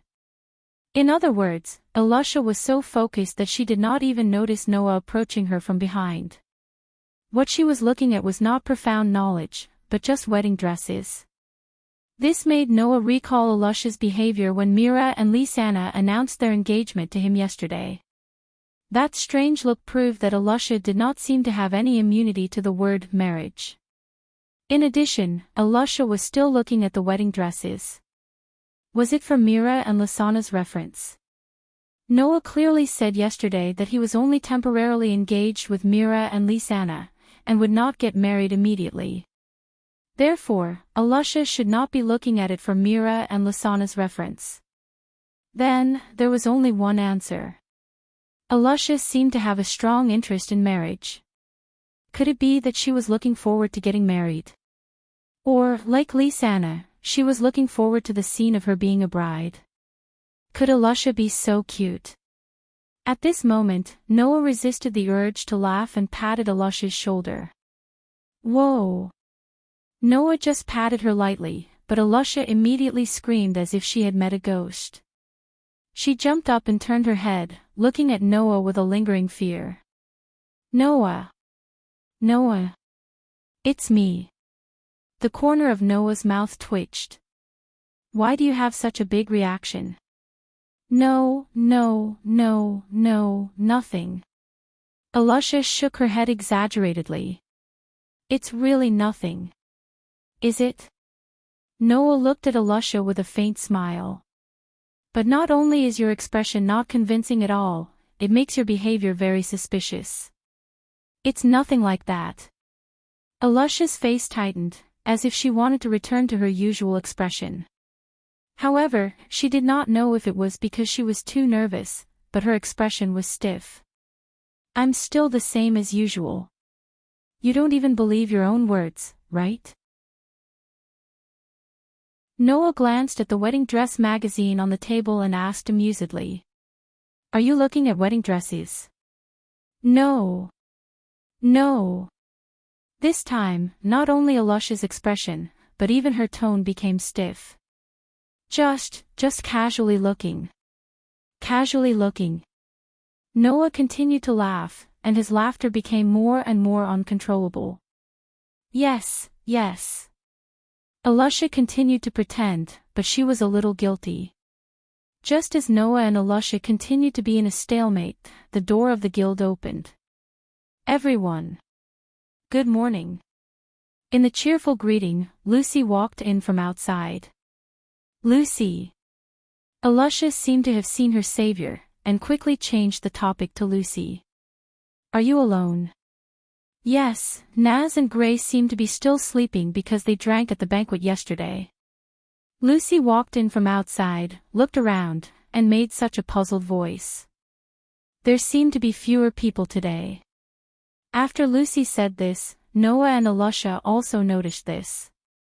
It seems to be a lot fewer than usual. Alusha finally recovered her usual heroic appearance, glanced around, and frowned. Yesterday, we were still having a banquet here. Today, Mira and Lisanna are not here.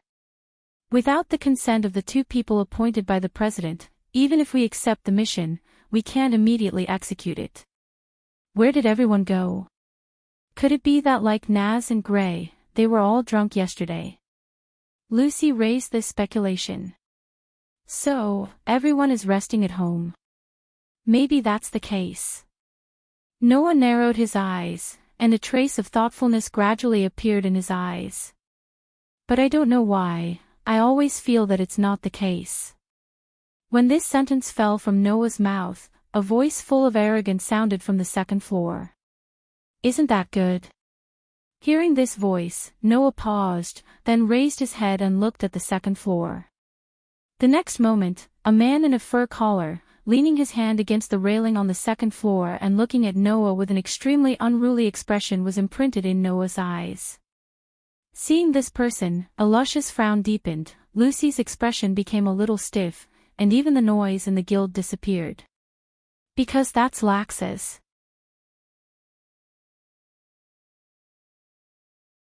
Chapter 425. The guild, which had been extremely noisy just a second ago, suddenly seemed to have been cut off by someone, and the noise disappeared without a trace. Every guild member obediently shut their mouths when Lax's appeared. This was not out of respect for Lax's, it was just a subconscious action. After all, to the members of Fairy Tale, Lax's may more or less represent the feeling of a comrade, but more of the feeling of danger. Everyone felt that Lax's was very dangerous. It was like a class full of obedient students suddenly having a delinquent in all aspects appear out of nowhere. Everyone felt that this person was dangerous, not because this person would hurt them, but because they did not want to interact with such a person and get involved in unnecessary trouble. Thus, under normal circumstances, when Lax's appeared, other than a few people, no one would open their mouth to speak unless something unexpected happened. Thus, under such circumstances, the only one present who would fearlessly confront Lax's, other than Noah, was Alusha. Lax's. Alusha took a step forward, her sharp eyes staring at Lax's who was leaning against the railing on the second floor. What do you mean by that? This sentence again, do you have to ask me what I mean every time I speak before you understand? Lax's glanced at Alusha, a trace of mockery appearing in his eyes. It's too early for a mere Alusha to question me. What did you say? Alusha did not expect Lax's to find fault with her the moment he opened his mouth, her delicate face showing traces of anger. Just as she was about to say something, she was stopped by Noah.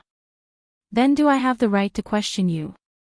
Noah put one hand on Alusha's shoulder, his gaze had already moved to Lax's.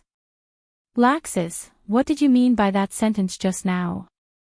TSK, you haven't even become the guild leader and you're already putting on airs. As if deliberately going against Noah, Lax's tone became even more unruly, even his eyes became irritable. My dear brother, of all people, why did you have to learn from that old man? All day long, you care about those weak people who don't need to exist, trash. If they disappear, then they disappear, is there a need to pay special attention to them? You. Understanding Lax's meaning, the anger on Alusha's face became more and more intense. Really bad. Even Lucy could not help but let out such a mutter, her face full of resistance towards Lax's. That kind of person, why is his companion in the guild? Regarding Alusha and Lucy's words, Noah's gaze, he was still staring closely at Lax's, his eyes. Intuition told Noah that this matter was not as simple as it seemed on the surface. At the beginning, didn't you not notice that those weak people who weren't here didn't come today? That's enough to prove that the weak don't need to have any sense of existence, right? Laxus's mouth gradually curved into a happy arc.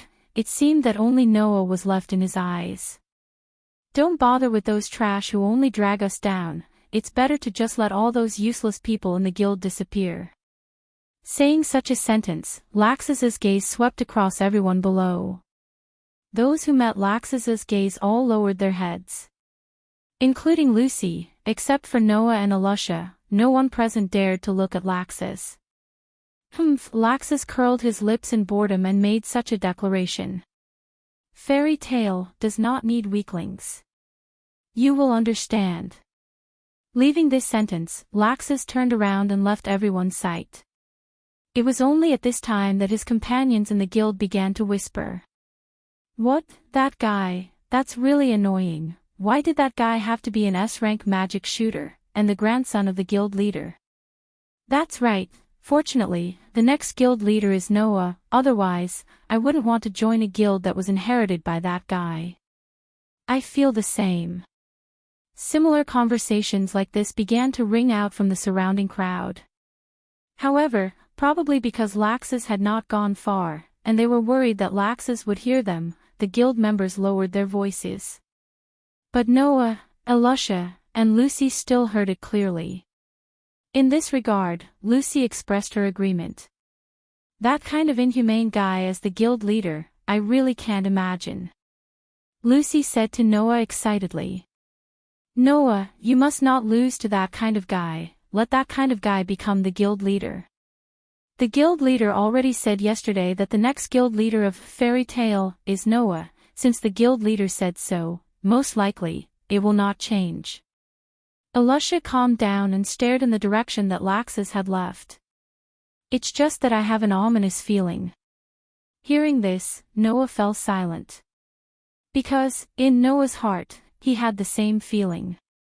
Don't bother about that guy. Lucy, on the other hand, had been very indignant. She sat down, and when she saw the wedding dress magazine on the table, she immediately picked it up out of curiosity. Isn't this a wedding dress? Could it be that Noah is choosing a wedding dress for Mira and Lasana's wedding in the future?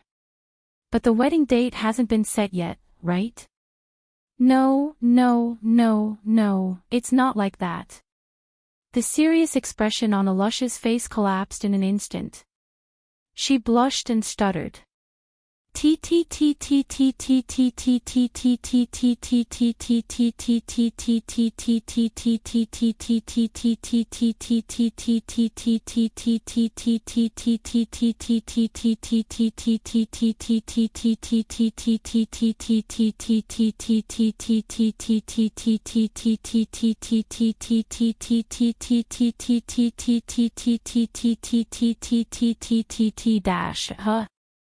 Lucy was stunned.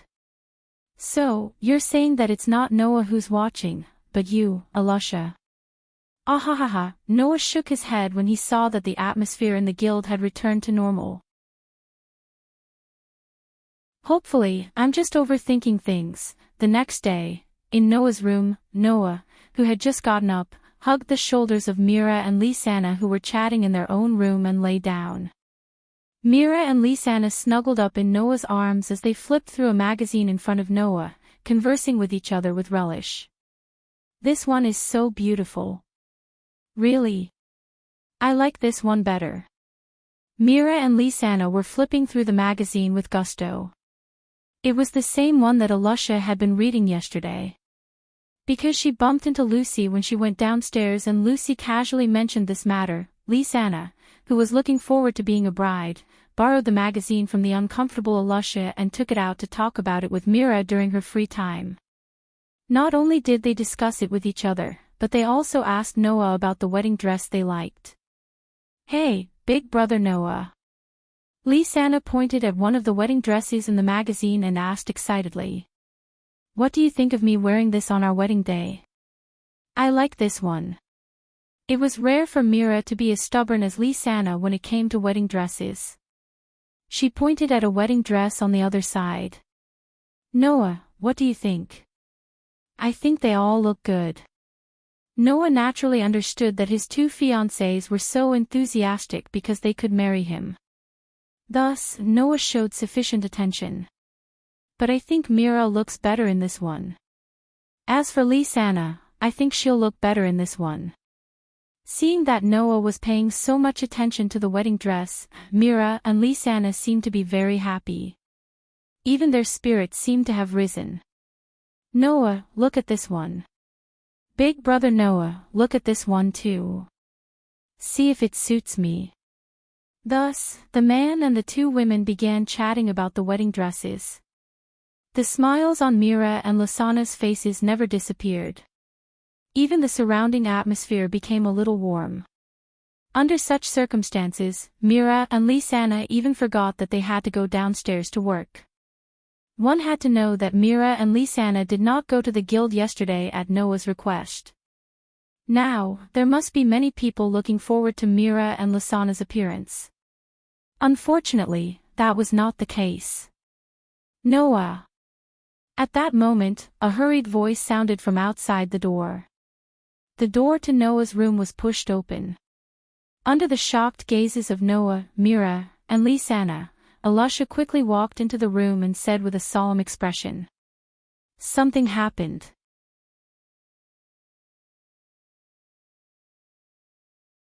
Chapter 426. Grandpa. Leading Mira, Lisanna, and Alusha downstairs, Noah immediately saw Makarov sitting at the bar. Then, he noticed the strange atmosphere that pervaded Fairy Tale.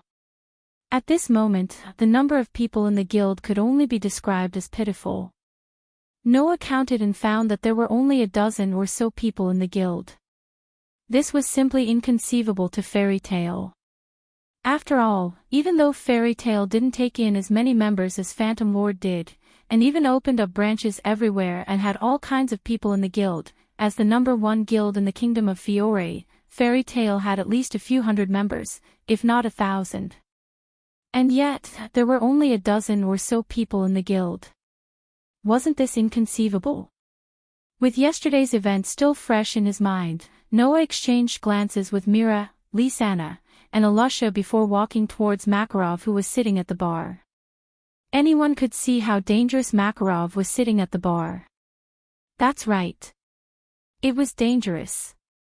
At this moment, the mana belonging to the 10 great saint archmages that could shake space revolved around Makarov's body in an extremely obscure manner, making the space around Makarov seem to have suddenly become heavier and extremely heavy. As for Makarov, he lowered his head and silently looked at the entire guild. His aged eyes flickered with barely detectable rage and irritation. None of the remaining members of the dozen or so guilds dared to open their mouths, causing the atmosphere to become strangely quiet. However, no one would blame Makarov. It was only natural for Makarov to behave this way. To Makarov, the members of Fairy Tale were almost all his children, and the guild was Makarov's home. His children's whereabouts were unknown, and the originally lively home had become extremely quiet. It was already very good that Makarov didn't fly into a rage on the spot. But even so, Makarov still fell into a state where he could explode at the slightest provocation. The heavy magic that pervaded his body made Mira and Alusha, the two active S-ranked archmages, unable to breathe. Lisanna's beautiful face paled, and she almost knelt on the ground. This was the magic of one of the 10 Saint Magi. It had to be known that Makarov's ranking among the 10 great Saint Magi was considered to be near the top. In this way, even if Makarov didn't completely detonate his magic, the trace of magic that leaked out was enough to intimidate most S-ranked archmages. Therefore, other than Noah, no one else was able to remain calm in the face of Makarov's magic power that seemed to explode around him. Raising his hand, Noah gently hugged the pale-faced Lisanna, and then braved the magic that was rolling out from Makarov's body and came in front of Makarov. Grandfather, Noah. Makarov didn't even raise his head as he spoke with a gloomy expression. Is there any problem on your side? Mira, Lisanna, and I are all fine. Noah shook his head. However, Mira and Lisanna just contacted home and found that Elfman wasn't around. I'm afraid that he's also missing. Even Elfman is missing. Makarov's expression grew more and more unsightly. What in the world happened? What had happened? He believed that no one present didn't want to know the answer. And Noah finally confirmed that the ominous feeling he and Alusha had was indeed true.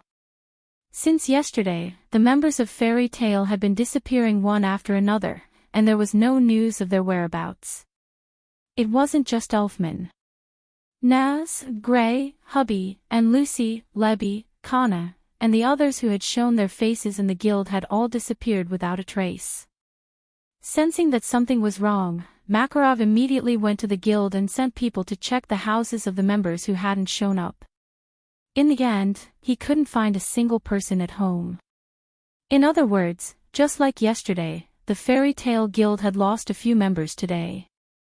Moreover, it was a crushing loss, to the point that there were only a dozen or so members left.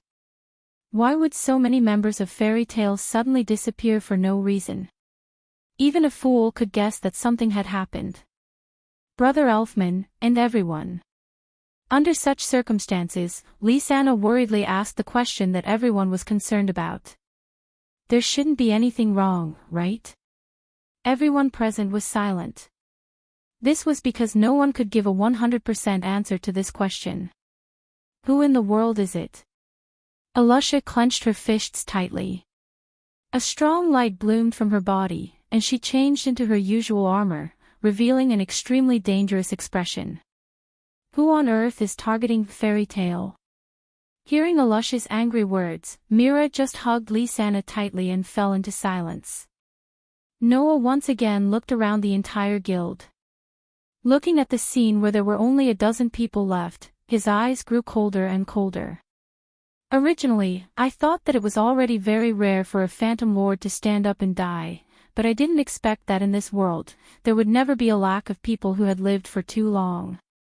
Could it be that if it was just a Phantom Lord, there would be no way for the whole world to know the consequences of provoking Fairy Tale? Moreover, this time, it wasn't as simple as touching the guild's buildings, but directly touching the people in Fairy Tale. Not to mention Noah, even Makarov wouldn't let this matter rest. But who else would want to provoke the Fairy Tale? In such a heavy atmosphere, an arrogant laugh suddenly rang out. Oh! So many of them have disappeared. Hearing this, everyone raised their heads and looked at the second floor of the guild building. Soon after, everyone's expression changed. A bunch of weak and pitiful people, disappearing just like that makes the whole guild much more pleasing to the eye, Laxus said arrogantly under everyone's gazes. Why don't we just ignore them? Old man. Laxus. Makarov glared at Laxus, the veins on his temples bulging as he growled. Are you trying to make me angry? You. In a situation where he couldn't even ensure the safety of his companions, Laxus still dared to provoke him. Alusha couldn't take it anymore. Mira and Lisanna also glared at Laxus, their faces filled with malice. Laxus. Only Noah stared at Laxus's arrogant face. The coldness in his eyes made Mira and the others' hearts palpitate. This matter can't have anything to do with you, right? Everyone suddenly fell silent. Makarov, Alusha, Mira, Lisanna, and the others, who were originally furious, were all shocked by Noah's sudden words. What did Noah mean? Was he suspecting Laxus? Facing Noah's cold gaze, the smile on Laxus's face grew wider and wider, but there wasn't a single trace of a smile in his eyes. Who knows? Seeing that Laxus didn't deny it, the remaining people in the guild looked at each other. Laxus. Makarov said in a low voice with a heavy expression. You should know that this is not a joke, right? Joke? Laxus glanced at Makarov and sneered. Unfortunately, I've never joked. After saying that, Laxus completely ignored everyone present. He didn't leave any explanation, nor did he make any obvious denial. Just like that, he turned around and left. Seeing this, everyone fell silent.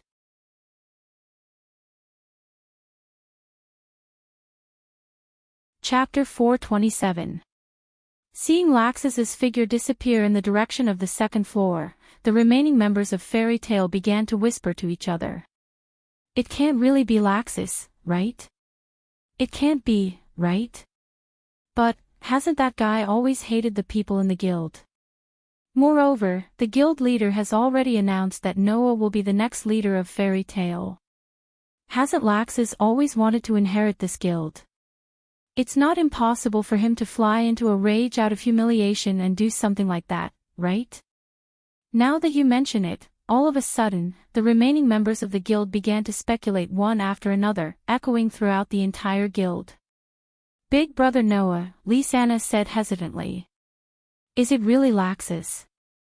Even Laxus wouldn't do something like that, right? Mira said somewhat gloomily. We're all companions, why are you suspecting Laxus? Even Alusha couldn't seem to believe that Laxus was related to the disappearance of the members of the guild who hadn't arrived yet, so she asked Noah. Did you find out anything? Makarov also looked at Noah, his eyes filled with heartache and an unprecedented seriousness. If the disappearance of the members of the guild really had something to do with Laxus, then as Laxus's grandfather, Makarov felt that he had to take responsibility for everything. Facing the gazes of the crowd, Noah frowned and waved his hand. Don't worry, I'm just testing Laxus. Although I have my suspicions, I haven't really found out what Laxus has done. Hearing this, Makarov breathed a sigh of relief, and the expressions of the members of the guild also softened imperceptibly. Seeing this scene, Noah couldn't help but smile bitterly. Noah didn't say anything. Although he hadn't found out what Laxus had done, after the probing and understanding of Laxus, Noah still felt that Laxus was still a suspect. After all, Laxus's mentality was abnormally twisted. After knowing that Noah would become the next guild leader of Fairy Tale, it was possible that he would do something irrational. Moreover, Laxus had always hated the so-called weaklings. The members of the guild who had gone missing were simply a thorn in his side to him. Who knew if he would think of getting rid of them? If it was Laxus, it wasn't impossible for him to do something like that. With such a heavy thought, Noah shook his head and turned to the remaining members of the guild. The most important thing right now is to find the whereabouts of the missing people as soon as possible. Let's move out together and search Magnolia first. After all, this phenomenon only started yesterday. Even if someone has captured our companions, they won't be able to transport them anywhere in a day. With that said, Noah looked around at everyone present. Remember, no matter what the existence that can make our companions go missing is, since even Naz, Gray, and Elfman can't resist, it's best that we don't act alone. At least form a team of 5, understand? Got it. The members of the guild nodded and formed their own teams. Then, they left the guild and went to Magnolia to search for their companions' whereabouts. In the blink of an eye, only Noah, Mira, Lysana, Alusha, and Makarov were left in the guild. No. There was still one person left. That. The somewhat bashful young girl spoke with a hint of panic in her voice. What should I do? Noah only just noticed that there was another person present. When he saw the person's full appearance, he was surprised. Julian. You're here too. Yes. Seeing Noah's gaze turn to him, Julian's head shrank back as if he was still a little afraid. But unlike last time, he mustered up his courage. Julian wants to help, but he doesn't know what to do. Noah, Mira, Lysana, and Alusha looked at each other and smiled bitterly. Julian had just joined Fairy Tale not long ago, so he wasn't familiar with many of the people in Fairy Tale. Therefore, even if he wanted to help, Julian, who had yet to remember the faces of everyone in Fairy Tale, couldn't help at all. Julian. Makarov stepped forward. Where's Gadjaloo? Is Gadjaloo missing as well? Julian doesn't know. Mr. Gadjaloo doesn't often interact with others. The Aqua girl seemed to have finally found something she could do, and her expression became a little excited. Julian, try to get in touch with Mr. Gadjaloo. Okay. Makarov nodded heavily. I'll have to trouble you. Yes. After replying, Zhu Bian's body directly turned into water and sprinkled on the ground, disappearing without a trace. Looking at the place where Julian disappeared, Makarov's expression became uncertain. Laxes, is it really you? Mira, Lisana, Alusha, and the others chose to keep quiet, trying not to provoke Makarov.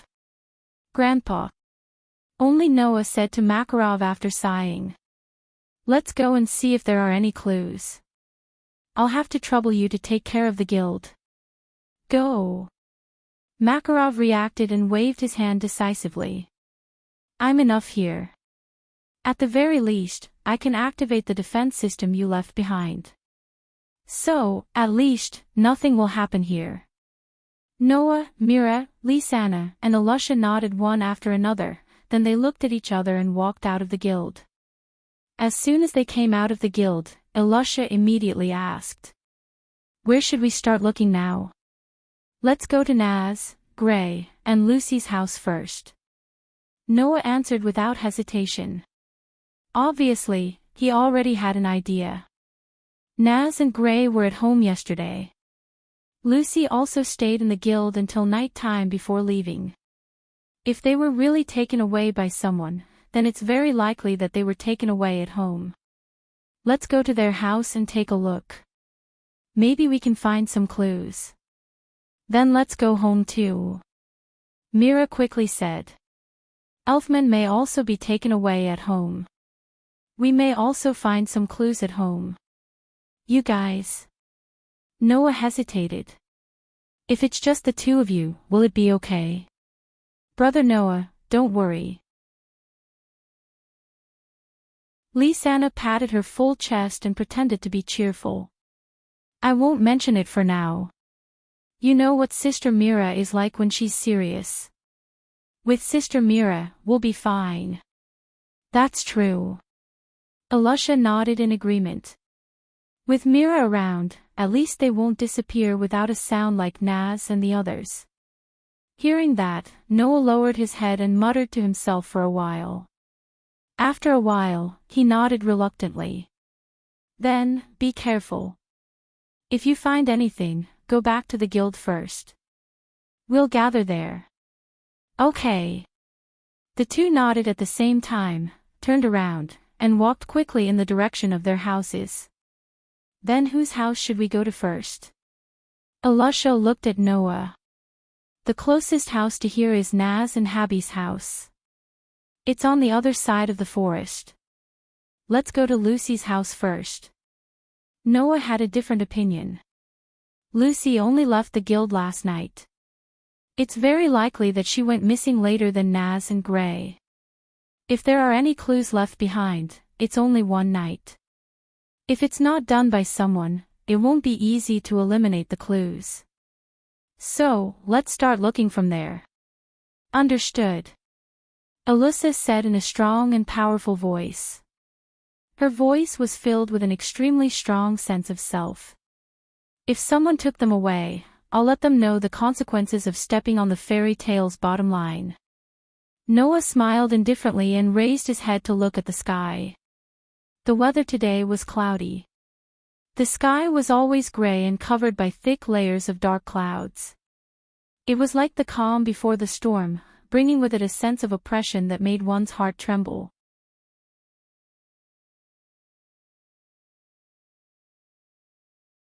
Chapter 428. In the corner of Magnolia, there was a river. Compared to Noah's secret base, which was the river in the forest, this river was not only much wider, but also much more lively. Because, in this river, from time to time, a boat would appear and pass by every place along the river. Lucy's house was on the opposite side of the river. It was a very ordinary house. According to Lucy herself, although this house was very ordinary, there was nothing wrong with it. Most importantly, the monthly rent was only 70,000 J, which was quite cost-effective. Therefore, when Lucy found out about this place, she did not hesitate to rent it. This reason, more or less, made people want to cry. However, compared to the girls' dormitory and Fairy Tale, Lucy still preferred this house. The reason was the same as the previous one, the problem of rent. The girls' dormitory and Fairy Tale costs 100,000 J per month, but this house only costs 70,000 J per month. For Lucy, this could be considered as saving a lot of money. As a member of the same team, Alusha often went in and out of Lucy's house, so she was quite familiar with Lucy's house. Therefore, under Alusha's lead, Noah speechlessly climbed into Lucy's house from the direction of the window. From this choice, Noah saw a fact. That is, when Alusha enters Lucy's house, she usually does not go through the front door. No, it should not only be Alusha, it is very likely that even Naz, Gray and the others are the same, who knows. While he silently felt sad for Lucy in his heart, Noah's attention was attracted by everything that was imprinted on his senses in the next moment. This was an extremely ordinary room. The decoration of the room was not very luxurious, and it was full of a homey atmosphere, making people unable to tell that this was a place where a rich young lady lived. However, there was indeed a rich young lady living in this place. It was obvious that the room belonged to a young girl. Even the smell in the air was fragrant, making one's mind feel comfortable. The only factors that made people feel comfortable were the air and decoration in the room. However, there were also factors that made people feel bad. Noah was sure that it was definitely a bad factor that did not exist before last night. It was precisely this terrible factor that attracted Noah's attention. Noah's nerves instantly tensed up. He closed his eyes and activated his sensing ability. Like tentacles, it extended to the surroundings and enveloped Lucy's entire room. At this time, Noah could clearly feel the existence of traces of strange mana. It was a demonic power that seemed to have just emerged from some abyss, carrying an extremely dense aura of evil and darkness. Noah had only ever felt such evil and dark magic from one person. The guild leader of the Phantom Lord, Joseph. Of course, Noah meant that the nature of the evil and dark mana was identical to Joseph's, not that the mana was identical to Joseph's. Unlike Joseph's, the traces of evil and dark mana that permeated Lucy's room seemed to be purer, and the aura inside was completely different from Joseph's. Therefore, the owner of these traces of evil and dark mana should be somewhat similar to Joseph in some aspects. For example, character. For example, magic. In short, this was definitely not the mana left behind by Lucy. And naturally, such mana could not have been left behind by Laxus. It seemed that, as Noah had guessed, the reason why Lucy and her party disappeared was entirely because someone had attacked them. This person should not be Laxus. At least, it would definitely not be Laxus himself. Although Laxus's mana was also very special, that was because Laxus was a Dragon Slayer magic shooter. Like Naz, Gadjaloo, and Wendy, he had unique and extremely destructive mana. And Laxus's mana was definitely not such dark and evil mana. This made Noah frown involuntarily. What's wrong? Alusha was just about to search Lucy's room when she caught a glimpse of Noah, who was frowning with his eyes closed, and asked suspiciously. Did you find anything? I found some residual mana. Noah did not hide it. He opened his eyes and spoke of his speculation. That's not Lucy's mana, nor is it the mana of anyone I know. You mean? Alusha's expression froze. Did someone really invade Lucy's room and take her away? As far as I'm concerned, this is the most likely possibility. Noah's brows were still tightly knitted. It's just that I can only find that the residual mana in the air here has a very evil and dark nature. Other than that, I can't get any clues. No, you've already got a very important clue. Alusha said loudly. At least, you've helped us confirm that someone is indeed attacking Fairy Tale and almost all of our guild's members have been taken away. Alusha said in a deep voice as she moved her arms that were wrapped in armor. Since you can detect the residual mana here, can you detect where the owner of the mana is? No. Noah shook his head. The other party must have used magic to capture Lucy, leaving traces of magic in this room, and then left. I can only feel the remnants of this strange magic in this room, and there's no trace of it anywhere else. After saying that, Noah looked at Alusha's heavy expression and softly comforted her. Even so, I've already remembered the other party's mana aura. As long as the owner of this mana appears in front of me again, I'll definitely be able to discover his true identity. Unless he can change his own aura, otherwise, he won't be able to hide it. That's good. Alusha breathed a sigh of relief. Then let's continue looking for clues. Noah nodded and went to Lucy's room with Alusha. Just as Noah and Alusha were making their way to Lucy's house, Mira and Lisanna were blocked on their way to their own house. Mira pulled Lisanna to her side as if she was protecting her. She repeatedly swept her gaze at the person blocking her way with a sorrowful expression on her face. Could it really be you guys? Are you the ones who kidnapped Big Brother Elfie and everyone in the guild? Lisanna shouted angrily. Hurry up and let everyone go. Thor's knights. The ones blocking Mira and Lisanna's way were none other than Rax's personal guards, the Thor Order. With Fried in the lead, Bixro, Iba, and Jerlin stood on either side of him. The three of them were only looking at Mira, as if they were intentionally ignoring Lisanna's existence. Mira, Jenny. Lisanna. Alba, who was holding a fan and covering the lower half of her face, called out. You'd better come with us obediently. Laxus wants us to take you there. Bixro stuck his tongue out and raised his hands in an exaggerated manner. If you don't listen to me obediently, then I can only let my baby play with you. I suggest you don't resist. We don't want to fight you. Fried looked up and stared at Mira. Even if the legendary demon kin were to fight against us, even if they could win, you don't have the confidence to protect your sister in battle, do you? Myra's expression changed slightly. Despicable bastard. Lisanna said angrily. Fight Sister Mira if you dare. Apologies, we only follow Laxus's orders. Fried's expression didn't change. In order to carry out Laxus's orders, we have no choice but to resort to despicable means. What's your goal? Mira bit her lip. What's your goal?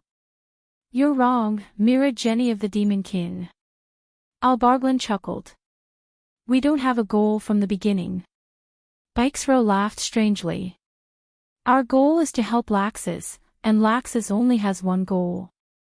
Fried turned around, as if he knew that Mira wouldn't resist anymore. The throne of the next guild master of Fairy Tale.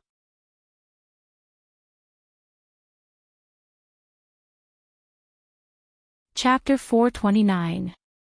Bang! In Fairy Tale, Makarov, who was standing in front of the bar, crushed the wine glass in his hand. He didn't care that his hand was completely wet from the wine, and his face was filled with rage. R.A. Ka. Saw. See. It wasn't just Makarov.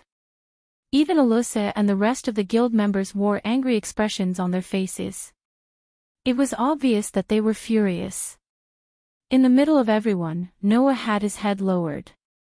His fringe drooped down slightly, covering Noah's expression. No one could tell what Noah was feeling at that moment. In Noah's hand, there was a letter. If you want your two lovely fiancés, then come find me. I'll bet on the title of the next president of Fairy Tale and the title of the strongest magic shooter. That was what was written on the letter. Without a doubt, it was written by Laxus.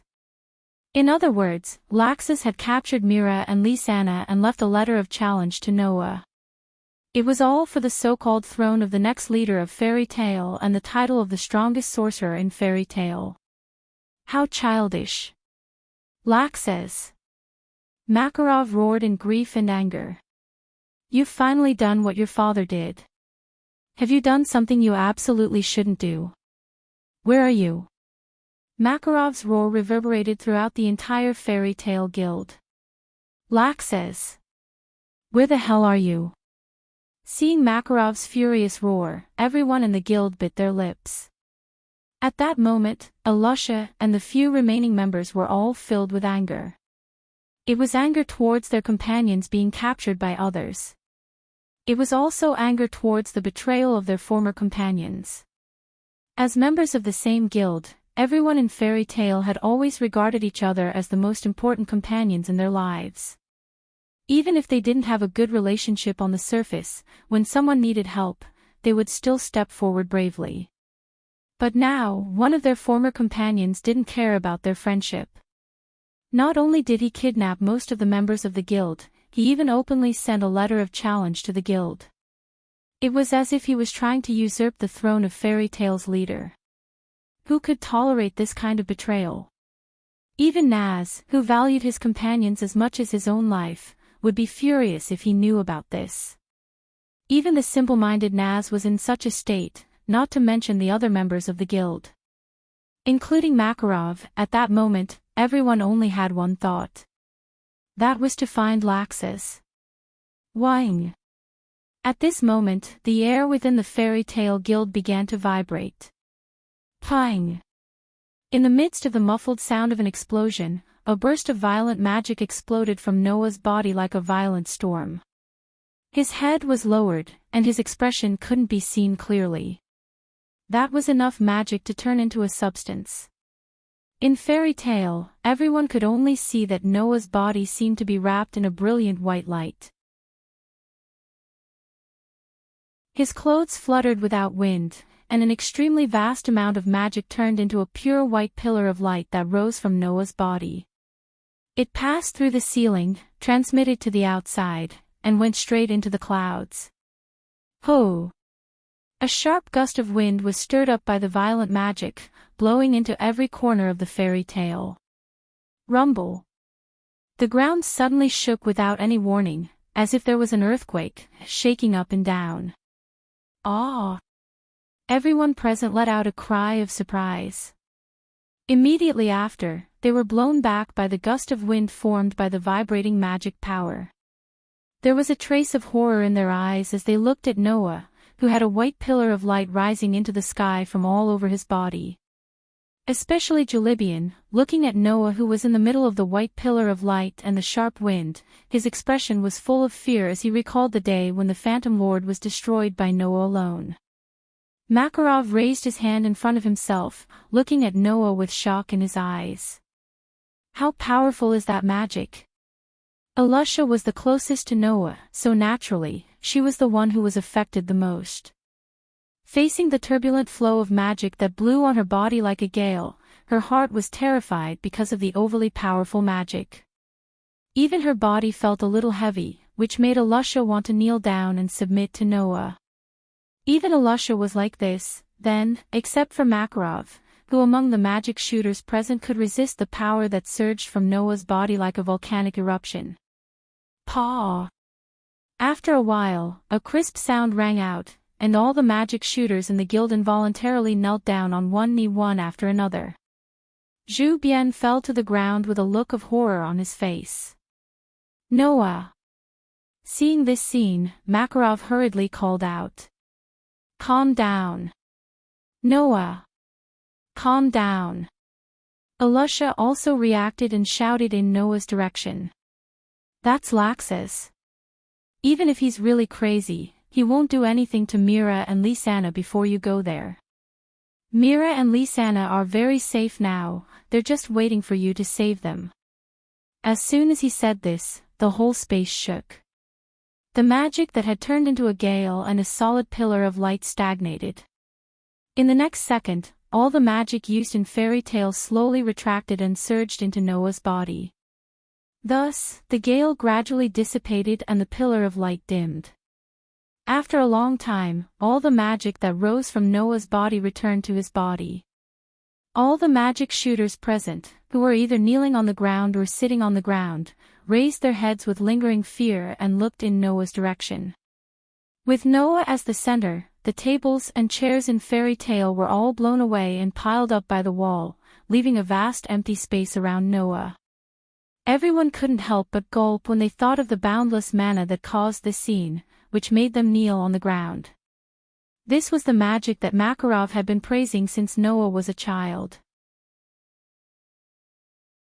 This was the magic that Jalal claimed that even if all the magic shooters in the world were gathered together, they wouldn't be able to obtain enough magic to rival 7 billion concepts by sacrificing Noah alone. After so many years, everyone finally saw the most outstanding magic strength of promise again, but it also made everyone's hearts shrink. Under such circumstances, Noah slowly raised his head and took a deep breath. His dark and deep eyes bloomed with a cold light that froze the air, and he said such a sentence. "Grandpa, my patience has reached its limit. I understand." Makarov was silent for a moment, then sighed, as if he had suddenly become much older. "You are the next president of Fairy Tale, so it's up to you to decide how to deal with Laxus." Noah nodded silently, raised his feet, and walked out of the door. At the same time, Alusha also looked around, came to Julian's side, and spoke softly. "Julian, I'll leave this place to you." "Yes." Zhu Bian wiped the cold sweat off his face and nodded heavily. "Julian will work hard. Please." After saying this, Alusha also raised her feet and followed behind Noah, walking out of the guild. It wasn't until Noah and Alusha disappeared at the door that everyone in the guild looked at each other, unable to make any other reaction for a long time. Around Magnolia, there were hills rising and falling one after another. On one of the hills, Raxus, who was wearing a fur-collared coat, had his eyes closed.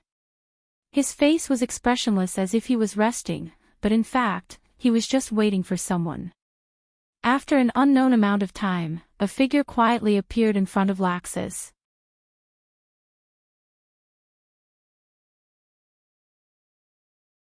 Chapter 430. Who? A cold wind blew from top to bottom, causing Noah's and Laxus's coats to flutter, up and down. At that moment, Noah and Laxus's eyes met, revealing emotions that other brothers would never have. One was as cold as ice. The other was as violent as thunder. Two pairs of deep and ruthless eyes met in midair. It didn't cause any strange phenomenon, nor did it cause any strange sounds, but it caused the temperature in the air to drop to freezing point all of a sudden. In this regard, Laxus seemed to enjoy it. "Since you're here, it proves that you're willing to hand over the position of Fairy Tale and the throne of the strongest magic shooter. Bet it all on this, right?" Laxus said with extreme joy.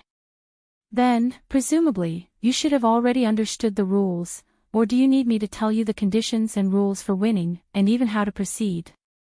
This could basically be considered as a useless sentence. For Laxus, who only believed in strength, in this world, there was nothing more convincing than directly using strength to show results. Therefore, this so-called bet on the position of Fairy Tale and the throne of the strongest magic shooter, how could there be a second method? Fight. Other than that, there was nothing else. You should feel honored. Noah raised his eyes, with a calm gaze like the suppression of a volcano before eruption, and met Laxus's eyes. "You've finally succeeded in angering me." After saying that, the air around Noah's body began to slightly reverberate, and a magic visible to the naked eye turned into a burning white flame, covering Noah's body and rolling up. At this moment, the air on the entire hill became chaotic, and the air pressure dropped again and again. An astonishing pressure diffused from Noah's body, shrouding the entire hill. That overwhelming and terrifying pressure made even someone as powerful as Raxus feel suffocated for a moment. He stared at Noah, who seemed to be burning with white flames all over his body as he mobilized his magic power. Instead of being shocked, he was delighted. "It's been almost 10 years, you're finally serious." Laxus laughed wildly. "In the past 10 years, we've had dozens of conflicts, but you've never seriously tried to resist me, nor have you ever surrendered. When you have no power, you don't resist, you don't surrender. When you have power, you don't resist, you don't surrender. But the more you don't resist, the more you don't surrender, the more I won't accept it."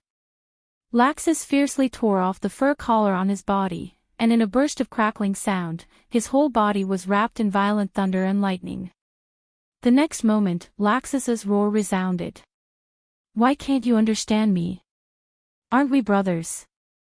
Along with this voice, the violent thunder and lightning on Laxus's body rose. Beep beep beep. In a burst of chaotic sound, thunder and lightning as thick as an arm burst out from Laxus's body, like pythons, passed through Laxus's feet to the ground, and then fiercely spread. In an instant, the entire hill was filled with an indescribable, astonishing magical power.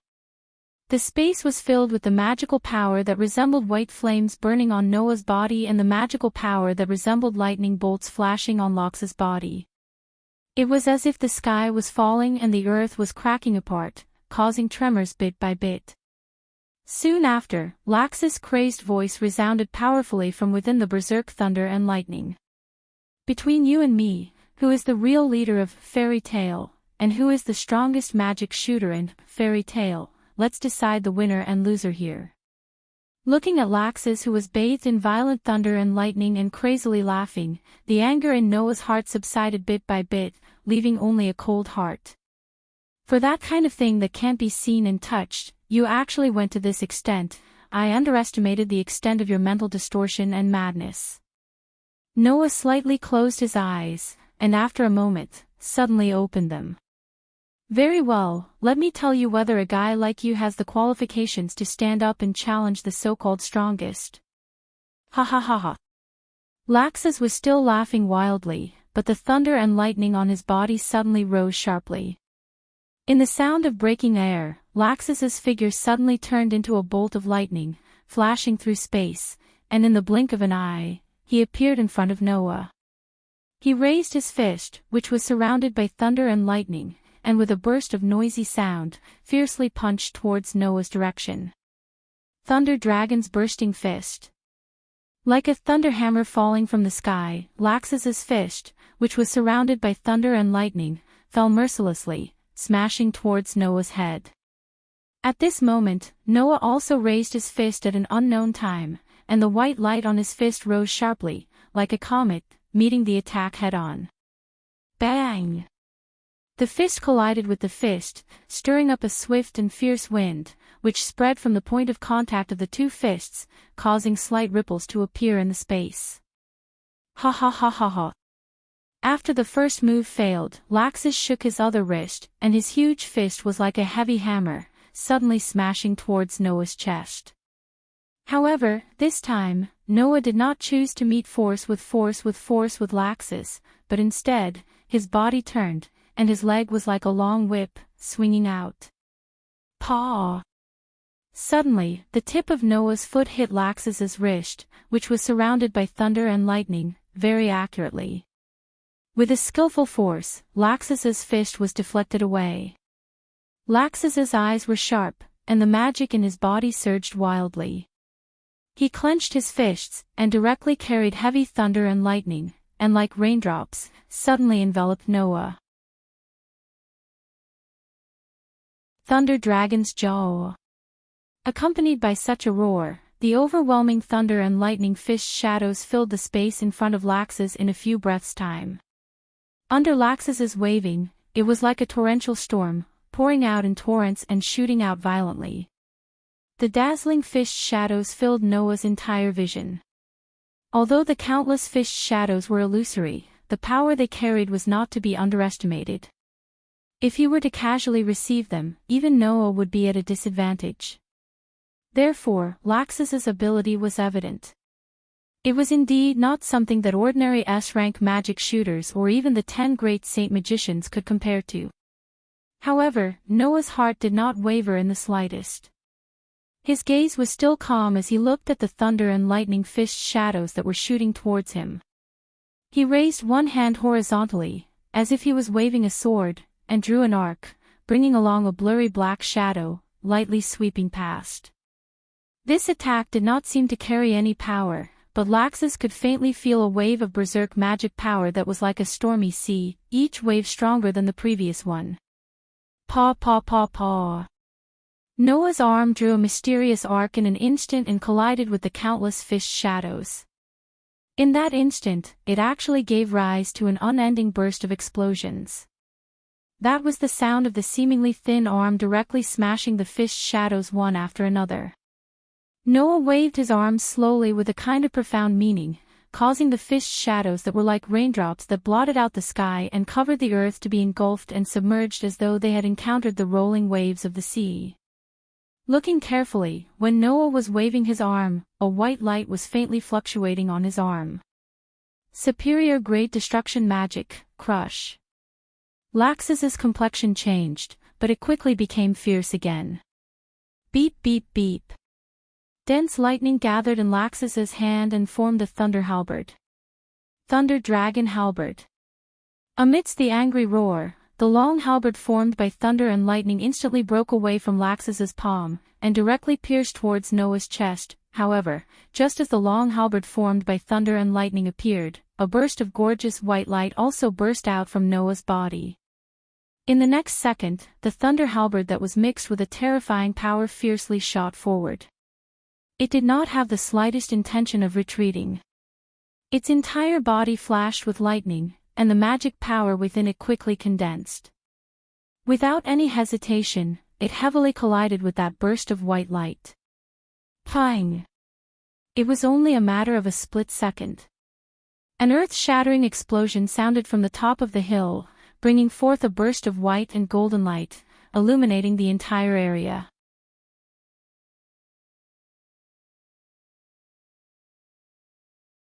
Chapter 431. Pang! Amidst the thunderous sound, the dense white light and golden light mixed with the violent wind and smoke rolled up the entire hill, as if something terrible had suddenly exploded. Puff! Under the attack of the violent wind, two figures retreated from the two ends of the smoke and dust. It was as if they were spat out, breaking through the area covered by the smoke and dust. After a while, Laxus's side landed on the ground. While the ground cracked, he struggled to stabilize his body. Noah's performance was much more relaxed than Laxus's. He landed very cleanly, stabilized his body, and didn't seem to be in a difficult situation. Slowly raising his head, Noah seemed to be able to see Laxus on the other side of the smoke. He clenched his fists and gently stepped forward. Pang! Accompanied by the sound of an explosion, a vortex of air that had gathered under Noah's feet directly exploded, turning into a pushing force, causing Noah's body to turn into a black line. In a flash, he directly penetrated the smoke that was still pervading the air, rushed out from the other end, and suddenly entered Laxus's field of vision. Laxus's face changed slightly, and the thunder and lightning all over his body quickly emerged. His body once again turned into a bolt of lightning, and quickly retreated. Almost at the moment when Laxus retreated, Noah's fist, which was condensed with the vortex of air, swung past Laxus's original position, bringing a gust of wind, and landed on the ground. Pang! Suddenly, under the amazing destructive power of the Annihilation Strike, the ground was directly smashed by Noah's fist, as if it was hit by a meteorite, and collapsed with a loud bang. However, without waiting for Laxus to catch his breath, Noah's feet exploded again. The pushing force generated by the leap technique caused his body to fiercely move forward. The fist that had just smashed on the ground was clenched again, and directly swung in the direction of Laxus. Bang! In the nick of time, Laxus raised his arm that was shrouded in lightning and blocked Noah's punch with his sturdy arm. But because of this, he lost his balance and his feet stomped on the ground. He retreated a dozen steps before stopping. "You can actually catch up to me." Laxus felt his arm that blocked Noah's punch tremble slightly and become numb. There was a trace of shock in his eyes. Laxus had the ability to transform his body into lightning to move around. Laxus's speed was not comparable to Jalal's meteor, or even the speed of real lightning, but it was still hard for the naked eye to catch up with him. How could Laxus not be surprised that Noah was able to catch up to Laxus without using any spells or mana? But no matter how surprised Laxus was, the truth was the truth. After knocking back Laxus with a punch, Noah's mouth also showed a sneer. His footsteps that could cause small explosions repeatedly made Noah able to fly a distance like a ghost. In the blink of an eye, he once again caught up with Laxus. Both of his hands moved together, and his fists that were covered by the vortex of air pulled up shadows of fists. Like the waves of the sea, one after another, he fiercely bombarded Laxus. At this time, Noah used Annihilation Strike and Leap Forward at the same time. He also used these two skills in combination to make a series of attacks that were like a storm. In the face of Noah's sudden and fierce attack, Laxus also became a little embarrassed. But his fists that were shrouded in lightning were also constantly waving, bringing bursts of thunder, fiercely waving at Noah. Pang pang pang pang pang. For a moment, on the hill, a stream of light and a streak of lightning constantly flashed and chased each other. It was so fast that ordinary people could only hear the sound of fists colliding with each other and the shockwaves from the impact. It was an amazingly fast close combat battle. Although the power of Noah's Annihilation Strike was astonishing, Laxus's Thunder Dragon's Crushing Fist was also a magic used to attack dragons. Its power was also not to be underestimated. This allowed Noah and Laxus's attack power to be on par. At the same time, Noah's Leap Forward could also increase his speed. He was able to catch up with Laxus's Lightning Transformation, and their speed was basically on par. In this way, the offensive and defensive battle between the two naturally entered a stalemate. However, this situation was somewhat unacceptable to Laxus. After all, Laxus had already taken out his signature, Dragon Slayer magic, but Noah still had not used his own magic. How could Laxus accept this? Of course, Laxus did not notice that Noah's hands and feet were faintly wrapped in a layer of electric wiring like magic lines. That was the enhancement magic. Using the enhancement magic to strengthen his arm and leg strength, in addition to the Annihilation Strike and Leap Forward, Noah was able to engage in such a fierce offensive and defensive battle with Laxus. Otherwise, facing Laxus, who was absolutely at the level of a 10th saint and using the Dragon Slayer magic that could be used to attack dragons, Noah would not be able to achieve a stalemate with just close combat. Laxus, who did not know this, thought that Noah could match him without even using magic. His emotions could not help but become a little irritable, leading to a slight flaw in his movements. Noah's eyes flashed, and very appropriately grasped this flaw. He raised his fist, and his arm was like a snake, strangely twisting, and suddenly appearing in front of Laxus. With a loud bang, it landed on his shoulder. Dong! Accompanied by a muffled sound, a strong force poured down on Laxus's shoulder like a flood, causing Laxus's body to tremble. He let out a muffled groan, and as if struck by lightning, he was sent flying. His body fell heavily on the ground, rubbing against the ground and drawing a line of more than 10 meters before slowly coming to a stop. For this attack, Noah also used the Annihilation Strike. If it was a normal person, after being hit by this punch, even if they did not die, they would be seriously injured. However, Noah did not think that this attack would have much effect on Laxus, who had used the Dragon Slayer magic, and had even transformed his body into that of a dragon. Therefore, After sending Laxus flying with a punch, Noah only slightly raised his head, glanced at Laxus who was not far away on the ground, and said this indifferently. "That punch won't take your life. Stop pretending to be dead, get up." Laxus, who was lying on the ground, had an angry expression on his face. His eyes were filled with malevolence, and after spitting out a mouthful of saliva mixed with blood, he slowly stood up.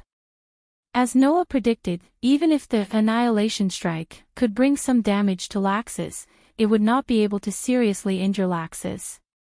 In fact, Noah also discovered that with the improvement of his strength, and the strengthening effect of the enhancement magic and the rune magic on his body, the effects of the Annihilation Strike and Leap Forward on his body were gradually decreasing. When Noah participated in high-level battles, the Annihilation Strike and Leap Forward basically had no effect other than increasing the strength of Noah's fists and feet. So, it won't be long before these two moves are eliminated by Noah, whose strength has improved again, right? But it was not strange. To be able to learn by secretly adding some improvements to the learned moves, it was only a matter of time before Noah's strength was eliminated. Thinking like this, Noah simply gave up on using them, and let the whirlpool of air around his fists and feet gradually dissipate. Laxus, who did not know the reason, saw Noah cancel the use of the skills. He thought that Noah was looking down on him, and was suddenly provoked. "Don't be too complacent, little devil." Raising his head, Laxus revealed a pair of ferocious eyes like an injured beast, and let out a roar. Along with the soaring anger in his heart, Laxus's magic also rose several times, causing the thunder and lightning on Laxus's body to violently spread out, crazily flying around. "You want to be merciful to me? You're not qualified." Clenching his fists tightly, Laxus squeezed out a roar from his throat like a dragon's roar. Beep beep beep. Suddenly, a violent thunder and lightning like thunder, crackling, rushed out of Laxus's body. Finally, as Laxus raised his fist, all the thunder and lightning gathered in Laxus's hand.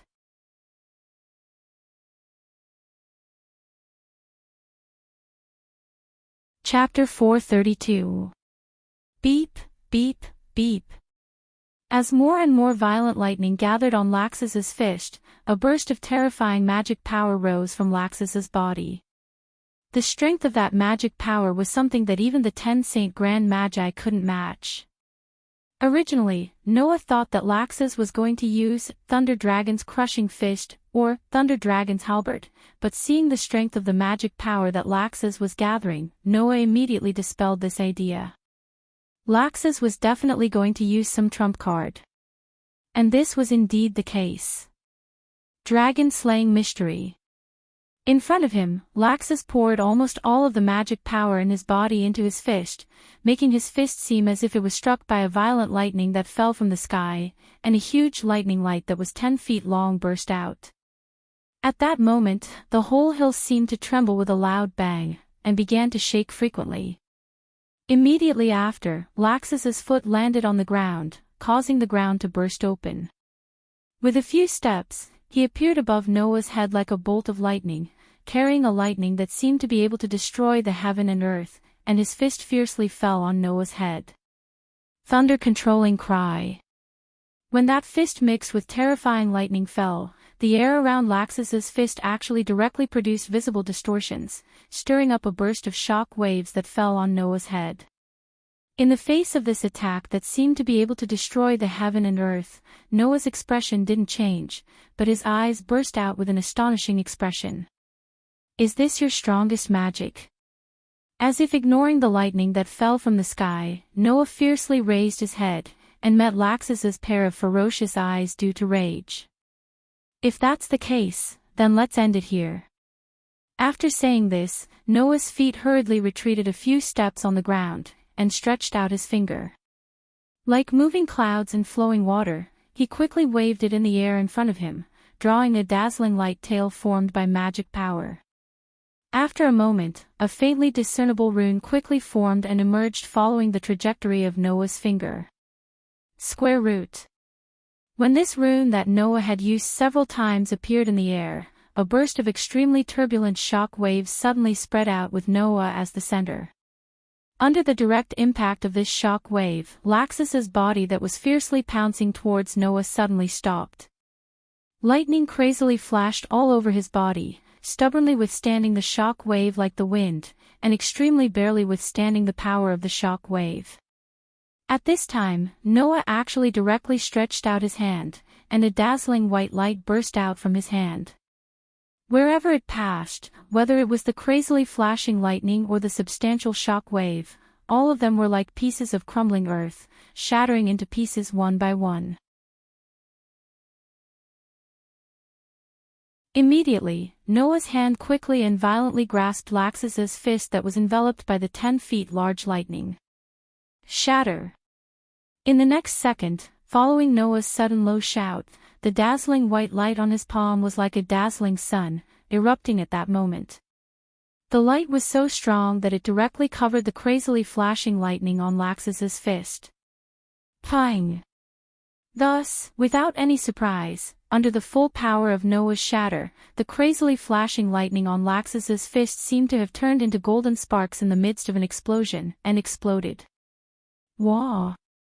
Laxus's fierce eyes finally showed an expression of shock. Although the superior grade destruction spell, Shatter, could not only shatter anything on a molecular level, it could even shatter magic, but that still depended on the situation. For example, even if a fledgling rookie magic shooter learned Shatter, could it be that he could completely shatter the magic of the 10 great saint magic shooters? That could not be said to be impossible, but in order to reach that level, there was a prerequisite. A large amount of magic. This was because, the larger the target that the shatter magic needed to shatter, the more magic it would require. This was because, the harder the target that the shatter magic needed to shatter, the more magic it would require. This was because, the harder the target that the shatter magic needed to shatter, the more magic it would require. This was because, the harder the target that the shatter magic needed to shatter, the more magic it would require. It was not that Laxus did not know how strong Noah's magic was, but he really did not expect that even after using the profound meaning of the Dragon Slayer magic, it would still be shattered in an instant. How could Laxus not be shocked by this? After shattering Laxus's Dragon Slayer magic, Noah's eyes sharpened. He glanced at the shocked Laxus in front of him, lifted his leg, turned around, and kicked at Laxus with a strong wind sound. Pang! Before Laxus could react in time, the fierce wind caused by the kick ferociously landed on his body. After being strengthened by the enhanced magic, the ferocious force brought about by the kick sent Laxus flying, crashing into a rock wall in the distance. Bastard brat! Feeling the pain from his own body, the fury in Laxus's heart finally erupted. He fiercely jumped up, and because of his agitation, his eyes could not even be seen, leaving only the whites of his eyes staring at Noah. I will definitely not forgive you. In addition to being a lightning magic shooter, Laxus also hid the Dragon Slayer magic that even the members of the Fairy Tale Guild did not know about. Therefore, Laxus's most powerful magic was the Dragon Slayer magic, and his most powerful move was naturally the profound meaning of the Dragon Slayer magic. Now that his most powerful move was broken, it could be said that Laxus had very little chance of winning. However, did Laxus not have any magic that was stronger than the Dragon Slayer magic? The answer was, yes. Moreover, it was a magic that all the sorcerers in the Fairy Tale Guild, and even the sorcerers in the entire magic world, knew about. I want you to disappear from me. With such a roar, Laxus mobilized all the remaining magic in his body, and even surged out of his body, rioting. Ding! In the next moment, a light tinkling sound like a bell reverberated through the air. Streaks of resplendent light suddenly rose from the ground around Laxus and rushed into the sky. Seeing this scene, Noah's expression could not help but change. It was surprise. That magic, could it be? In Noah's bewildered voice, the brilliance that surrounded Laxus's body rushed into the sky, and an extremely gorgeous geometric pattern rotated and spread out, accompanied by the sound of a solemn movement, not knowing whether or not it was an illusion, and like the soaring brilliance, it filled the whole world. Laxus seemed to want to use his palms to wrap an invisible sphere, and put his hands in front of his body.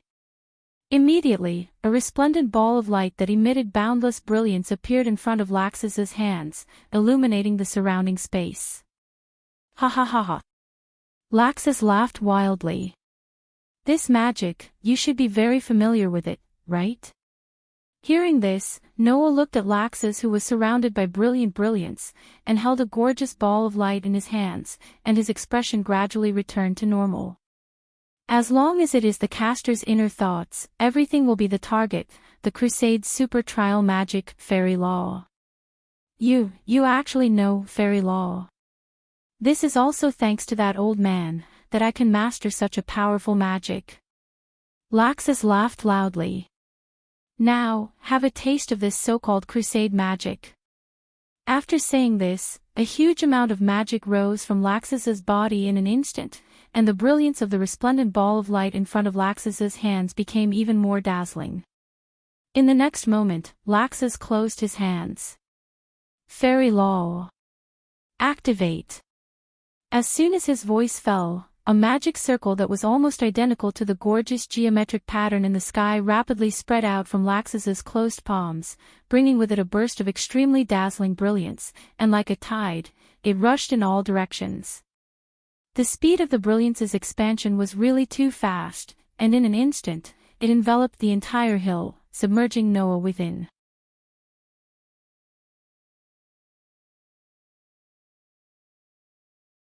Chapter 433. Wang. When the dazzling light spread out in all directions like a tide, Noah did not even have the time to dodge. He was directly enveloped by the dazzling light.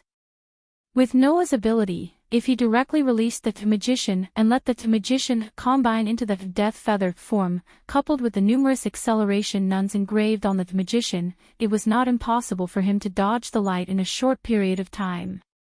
However, Noah did not choose to dodge in the end. Instead, he stood in the same place and let the light drown him.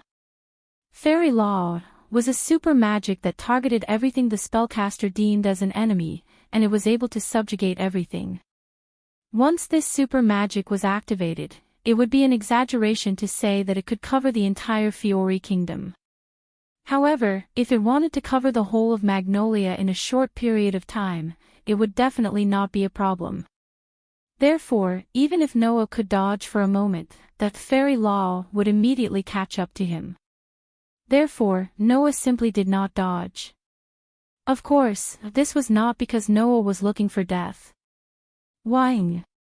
In the midst of the vibrations in the air, the gigantic magic circle that seemed to be able to cover the entire sky with the emblem of the fairy tale at its center was slowly rotating.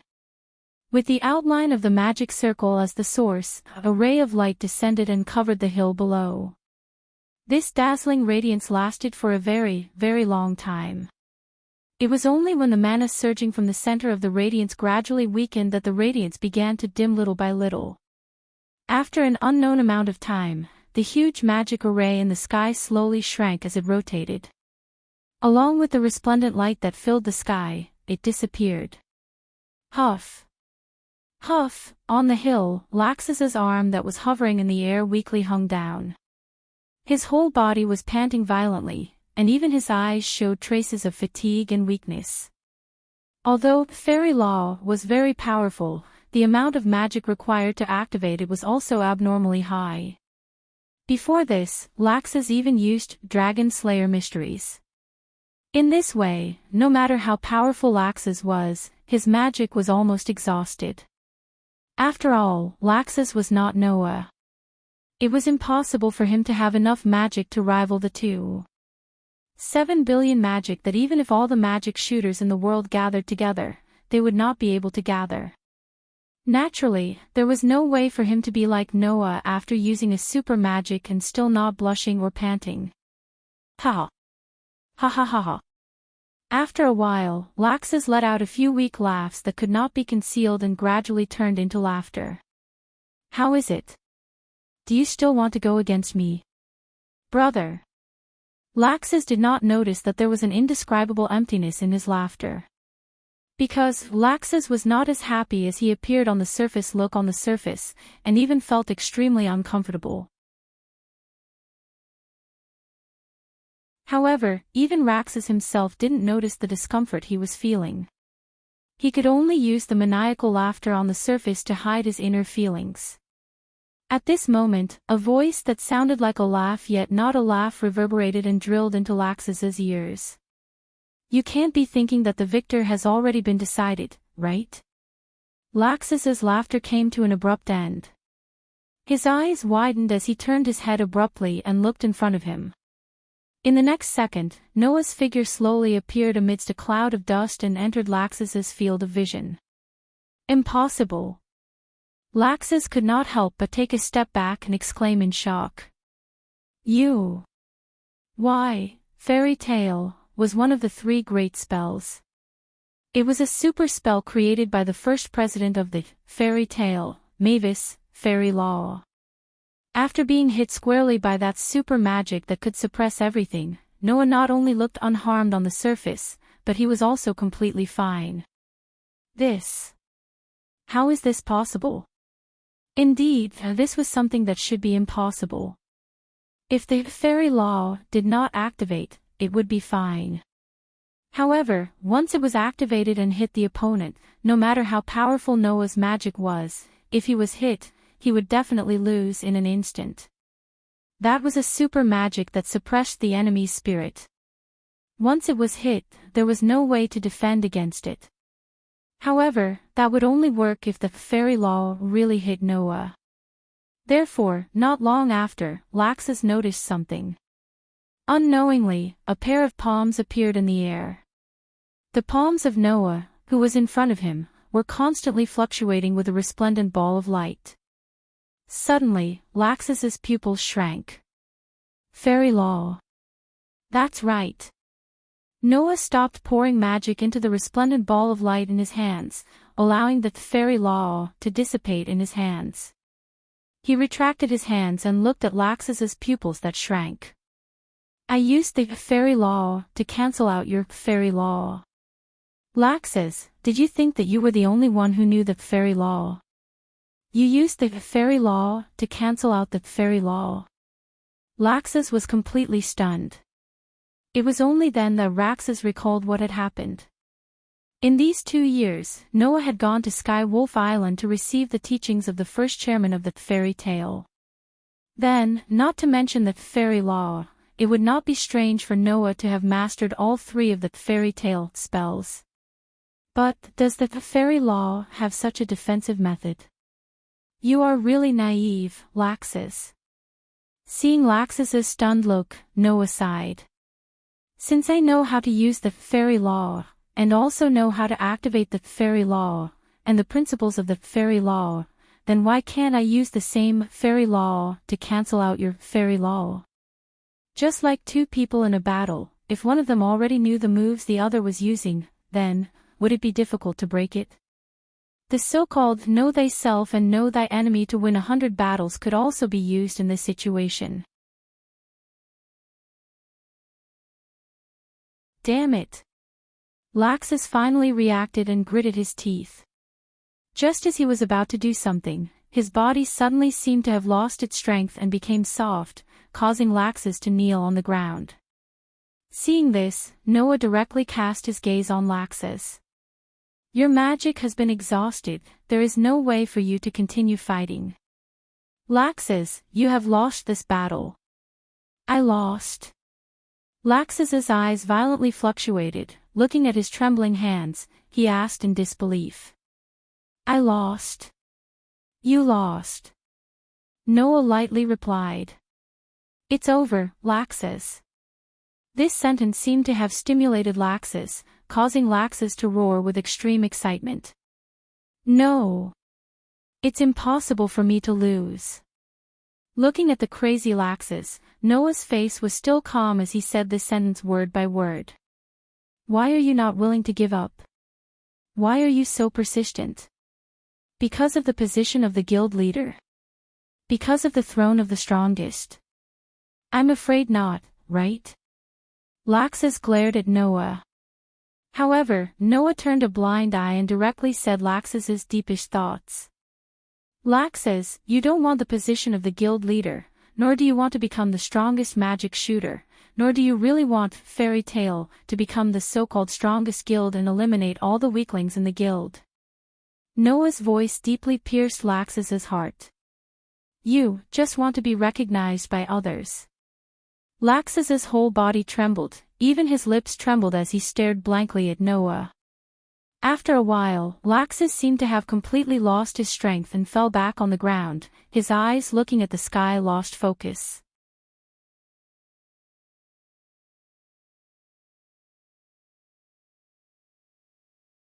Chapter 434. The battle was over. When Laxus chose to lie down, no one knew that the battle was really over. He became silent and sighed faintly in his heart. From a young age, Noah was picked up by Makarov in an unknown forest. He was adopted as a grandson and lived in Makarov's house. If Makarov was the first person that Noah knew when he was born, then as Makarov's grandson, Laxus was the second person that Noah knew in his life. Noah still remembered that when Makarov called him home and introduced him to Laxus, Laxus looked at him with a complicated expression. Joy. A little, right? Disgust. A little, right? But Noah could only remember that at that time, Laxus looked at him with a hint of sympathy, as if he was looking at someone of the same kind. That's right. Someone of the same kind. Because, from that moment on, Noah and Laxus had the same identity. The identity of Makarov's grandson. Why did Laxus become this mentally twisted child who could not grow up? It was because of the identity of Makarov's grandson. As one of the most famous 10 great magicians in the magic world, and also the leader of the Fiori Kingdom's #1 guild, Makarov's reputation was resounding. This caused Laxus to bear the identity of Makarov's grandson since young. No matter what he did, people would only say, as expected of Makarov's grandson, and never say, as expected of Laxus's grandson. For Laxus, the identity of Makarov's grandson was too heavy. After all, no matter how outstanding Laxus's achievements were, people would take it for granted because of this identity. And if he did something wrong, then it would be a disgrace to Makarov and Fairy Tale. How could Laxus not feel pressured? Because as Makarov's grandson, he had always been looked at with prejudice and could not receive a true evaluation. In addition, Laxus's father had done some shady things that damaged the reputation of Fairy Tale, and was expelled from the guild by Makarov. Using this as an opportunity, he wanted to find his true self and receive a fair evaluation from others. This was why Laxus's personality changed so much. Just like what Noah said, Laxus was not really coveting the position of the guild leader of Fairy Tale, nor was it because of the title of the strongest that caused him to act so excessively, but because he wanted to gain the recognition of others. This was the real Laxus. Noah could understand Laxus. Although it was not as serious as Laxus's, Noah had been looked at differently by others for a period of time because of his identity as Makarov's grandson. In fact, Noah, who could not rashly learn magic because he had too much mana and could not control it, was secretly mocked by many people because he did not even know how to use magic as Makarov's grandson. Since then, Noah had been judged by others because of various things. It was not until he left Fairy Tale and chose to train outside for 4 years, and then traveled in another world for 2 years that this phenomenon began to disappear. Noah felt that if he was like Laxus, who was watched by others from a young age and endured extraordinary pressure, then maybe he really could become like Laxus. It was because he clearly knew what kind of eyes he would receive if he became Makarov's grandson that Laxus looked at Noah as if he was the same kind of person. After that, because the relationship between Makarov and Laxus was not good, and they quarreled every 2 to 3 days. Noah could not stand that kind of atmosphere, so he moved out of Makarov's house and lived in the guild. However, even though they did not live together for long, living under the same roof made Noah the person who could understand Laxus the most. Unfortunately, understanding was one thing, but Noah could not agree with Laxus. Because Laxus's methods and changes were undoubtedly developing in the wrong direction. With this thought in mind, Noah moved and came before Raxus. He looked at Raxus, who was lying on the ground and looking at the sky with unfocused eyes. His entire body was exuding an aura of decadence. Noah suddenly spoke. Because we are the grandchildren of the 10 great Saint Magus, we have always been looked at with colored glasses. So, if you want to get rid of it, don't you think that directly defeating a 10 great Saint Magus would be a very good way? Laxus's eyes that had lost focus suddenly focused rapidly and gradually brightened. We did what Grandpa could do. That's why others would say, as expected of Makarov's grandson. But if we did something that even Grandpa couldn't do, then others wouldn't be able to use it as an excuse, Noah muttered to himself, intentionally or unintentionally. As long as you remember not to take the wrong path, then no matter what, surpassing our predecessors is something that only we, the descendants, can do. Don't you think so? After saying that, Noah no longer paid attention to Laxus, whose eyes were getting brighter and brighter, and turned his back to him. At that moment, a voice sounded from afar. Noah, brother Noah. Following that call, a few figures ran over from afar. They were none other than Mira, Lisanna, and Alusha. Seeing Mira and Lisanna, Noah couldn't help but reveal a trace of joy. He took a step forward and directly hugged Lisanna, who had rushed over, into his embrace. Feeling the familiar softness in his arms, he then looked at Mira, who was slowly coming to a stop, and couldn't help but size her up. We're fine. As if she could read Noah's thoughts, Mira smiled gently. It was Alyssa who found us, Angelina said. I think that Thor Council shouldn't be too far away from Laxus, so when you were fighting Laxus, I secretly snuck around and found them in the depths of the forest. Alusha nodded at Noah.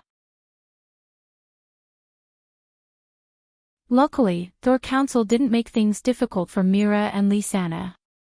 It was just as I thought. After all, we're all in the same guild. Thor Council just kept an eye on Mira and Lisanna, so I saved them first. Hearing this, Noah breathed a sigh of relief. Although Noah also felt that Laxus shouldn't be so crazy as to do anything to his companions, Mira and Lisanna were still Noah's fiancées, after all, and Noah couldn't help but feel nervous.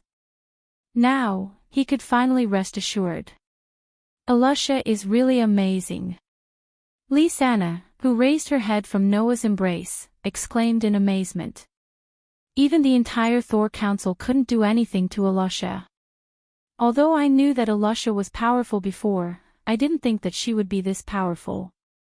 Hearing this, Alusha and Mira looked at each other and smiled, not saying anything. Even Noah just smiled and didn't say anything. Noah knew that it wasn't something to be surprised about. Although Fried, Bikesro, Alba, and Jerlin were strong, they were only at the level of Naz and Gray. The strongest, Fried, probably surpassed them by a little, but he wasn't at the level of an S-rank Magus. If the three of them were to face an S-rank Magus at the same time, they should have a chance of winning. But was Alusha an ordinary S-rank Magus? To put it bluntly, Alusha could no longer be considered an S-rank Magus. In Noah's opinion, the current Alusha definitely had the strength that Jalal had when he hadn't retrieved Zeke. At that time, Jalal had been evaluated by Noah to be extremely close to being one of the 10 great Saint Magi. Alusha was naturally the same. Alusha wasn't far from being one of the 10 great Saint Magi. If someone were to give the counselors some leeway, Alusha would definitely be able to get the title of one of the 10 great Saint Magi like Zeke. For Alusha, who wasn't far from being one of the 10 great Saint Magi, it wouldn't be difficult for her to deal with 3 Magi who weren't even S-rank. At this thought, Noah immediately thought of his other companions in the guild. He turned his head and looked at Laxus, who was still lying on the ground. Right, where are the other companions in the guild? Raxus frowned and said such a sentence. I didn't capture those people.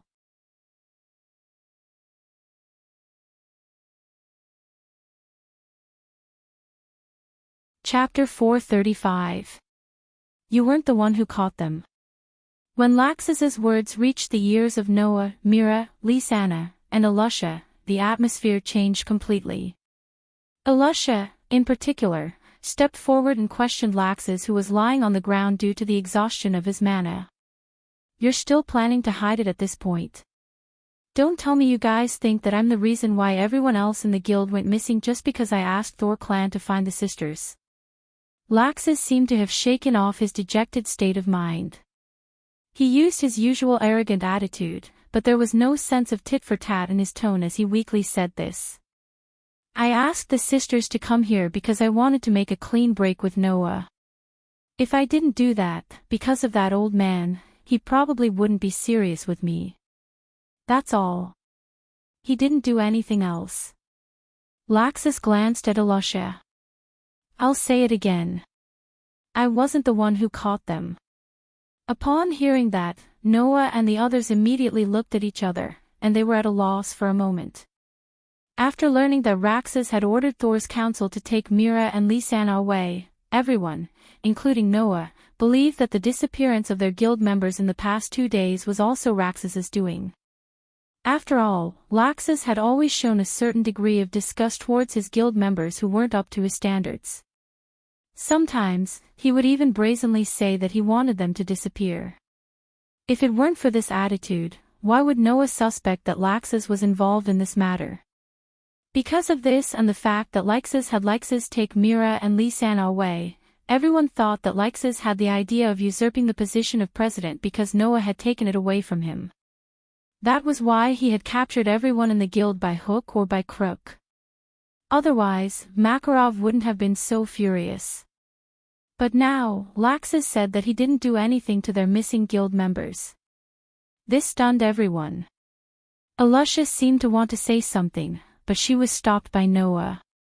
Since Laxus said that he didn't do it, then it definitely wasn't him, Noah asserted. Although it's more or less extreme, this man isn't the kind of person who won't admit what he did. Alusha, you should understand. Alusha was speechless. Indeed. With Laxus's personality, if he really did something, he would either admit it or ignore the questioning of others. If he gave a certain answer, then it definitely wouldn't be wrong. So, if Laxus really did kidnap everyone in the guild, then with his personality, even if he was questioned by Alusha, he would still admit it. And if Laxus didn't want to admit it, then he wouldn't choose to lie. Most likely, he would give an ambiguous answer, such as who knows. But Lisanna, who was still in Noah's arms, tightened her grip on Noah's waist uneasily. If it wasn't Laxus, then who could have kidnapped everyone in the guild? This was exactly what everyone wanted to know.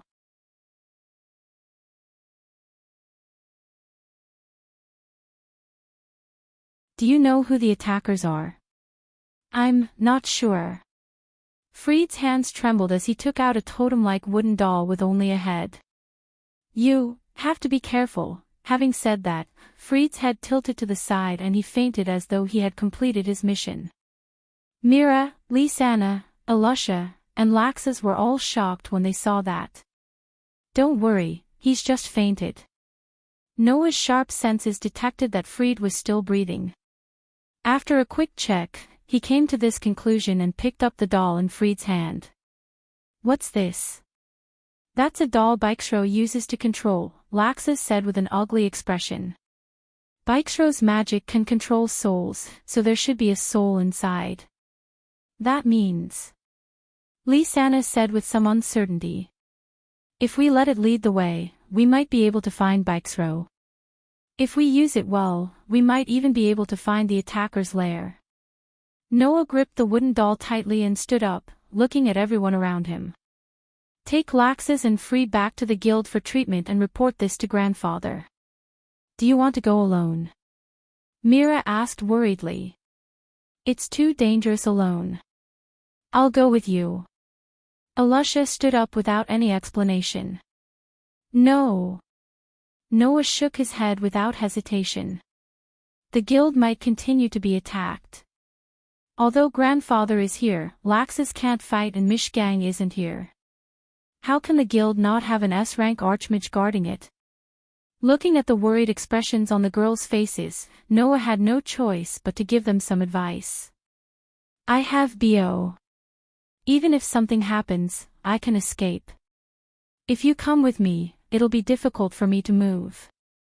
They couldn't find a reason to refute him and could only reluctantly agree.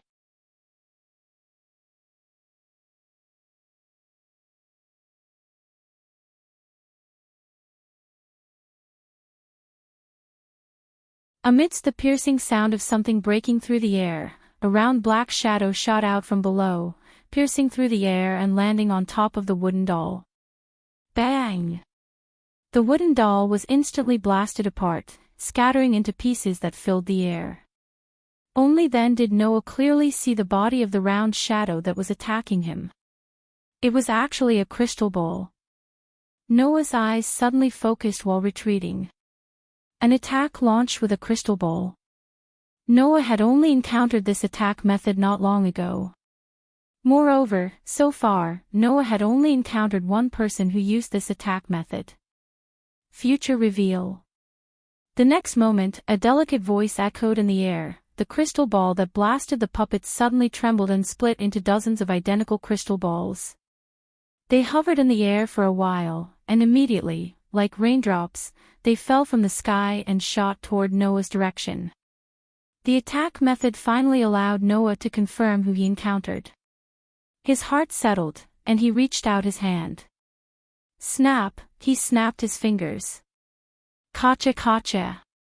In the wings that formed the death feather of the magician, a mechanical sound was heard. The black steel wing-shaped floating cannon split out from the wings behind Noah's back. In the blink of an eye, they split into dozens of floating cannons and floated around Noah's body. The next moment, energy visible to the naked eye gathered at the front of the floating cannons, and then it exploded, turning into a laser beam. It rushed into the sky, rubbed against the air, and fell one by one on the attacking crystal balls. Pang pang pang pang pang. In the continuous sound of explosions, the crystal balls were blasted by the laser beam one after another, stirring up bursts of smoke and fire. It was like fireworks, constantly exploding in the air. At the same time, Noah suddenly waved his hand, and a floating cannon immediately moved in front of him. It pointed at a corner of the hill below and gathered energy. A small laser beam burst out and fell down. Bang! In the corner of the hill below, a rock was blasted by the laser beam, and the gravel flew in all directions like a bullet. However, Noah's target was not the rock, but the moment the rock was blasted, a figure jumped out from behind the rock. The figure landed on the rocky ground at the top of the hill below. Looking at the black figure, Noah sneered. It's really you, Yerusha. Yes. The person who came was the former counselor of the council. She had been pretending to be Jalal's ghost for 8 years, brainwashing Jalal, and indirectly causing Alusha to have an unbearable past. Holding a crystal ball in her hand, Yerusha raised her head and looked at Noah, who was floating in the air, and smiled sweetly. Sir Noah, we meet again. Last time at the Paradise Tower, you used some tricks to escape, and now you dare to show up in front of me. Noah glanced down with a cold gaze. The floating cannons around him were suddenly aimed at Yerusha. I have to say, you're quite brave, Yerusha. As soon as he finished speaking, the familiar energy turned into light and condensed at the front of the floating cannons. Sir, it's better if you don't act rashly. Facing the floating cannons that could shoot laser beams, Yerusha, who had just witnessed the power of the laser beam, calmly raised the crystal ball. Otherwise, something that you'll regret will happen later. With such a sentence, the crystal ball in Urusha's hand lit up, and figures suddenly appeared around her. The energy gathered at the front of the floating cannon suddenly condensed, and a fierce light flashed in Noah's eyes. It was because the figures that suddenly appeared were all the companions of the fairy tale that Noah was looking for. At this moment, all the fairy tale sorcerers, including Bikeslow, Abba, and Jerlin, had fallen on the ground as if they had lost consciousness. Even Naz, Gray, Lucy, and even Hobby were there. Seeing this scene, Noah first confirmed the number of people. After confirming that all the missing people were present, he secretly heaved a sigh of relief. His cold gaze was cast on Urusha, and there was a real murderous intent in his eyes. As expected of the person who has been pretending to be a ghost for the past 8 years. I should have known that you would be the one who would do such a sneaky thing. You've wronged me this time. Despite saying so, Urusha still had a sweet smile on her face. To capture so many people, it would be very difficult for me to do it alone in less than 2 days. I wasn't the one who did it. I only offered up this plan when that lord asked if there was any way to lure you out. That lord? Noah couldn't help but be startled. Then, his expression suddenly changed, and he abruptly raised his head to look at the sky. There, a huge floating magic airship was slowly descending as if it had stopped on a huge magic array.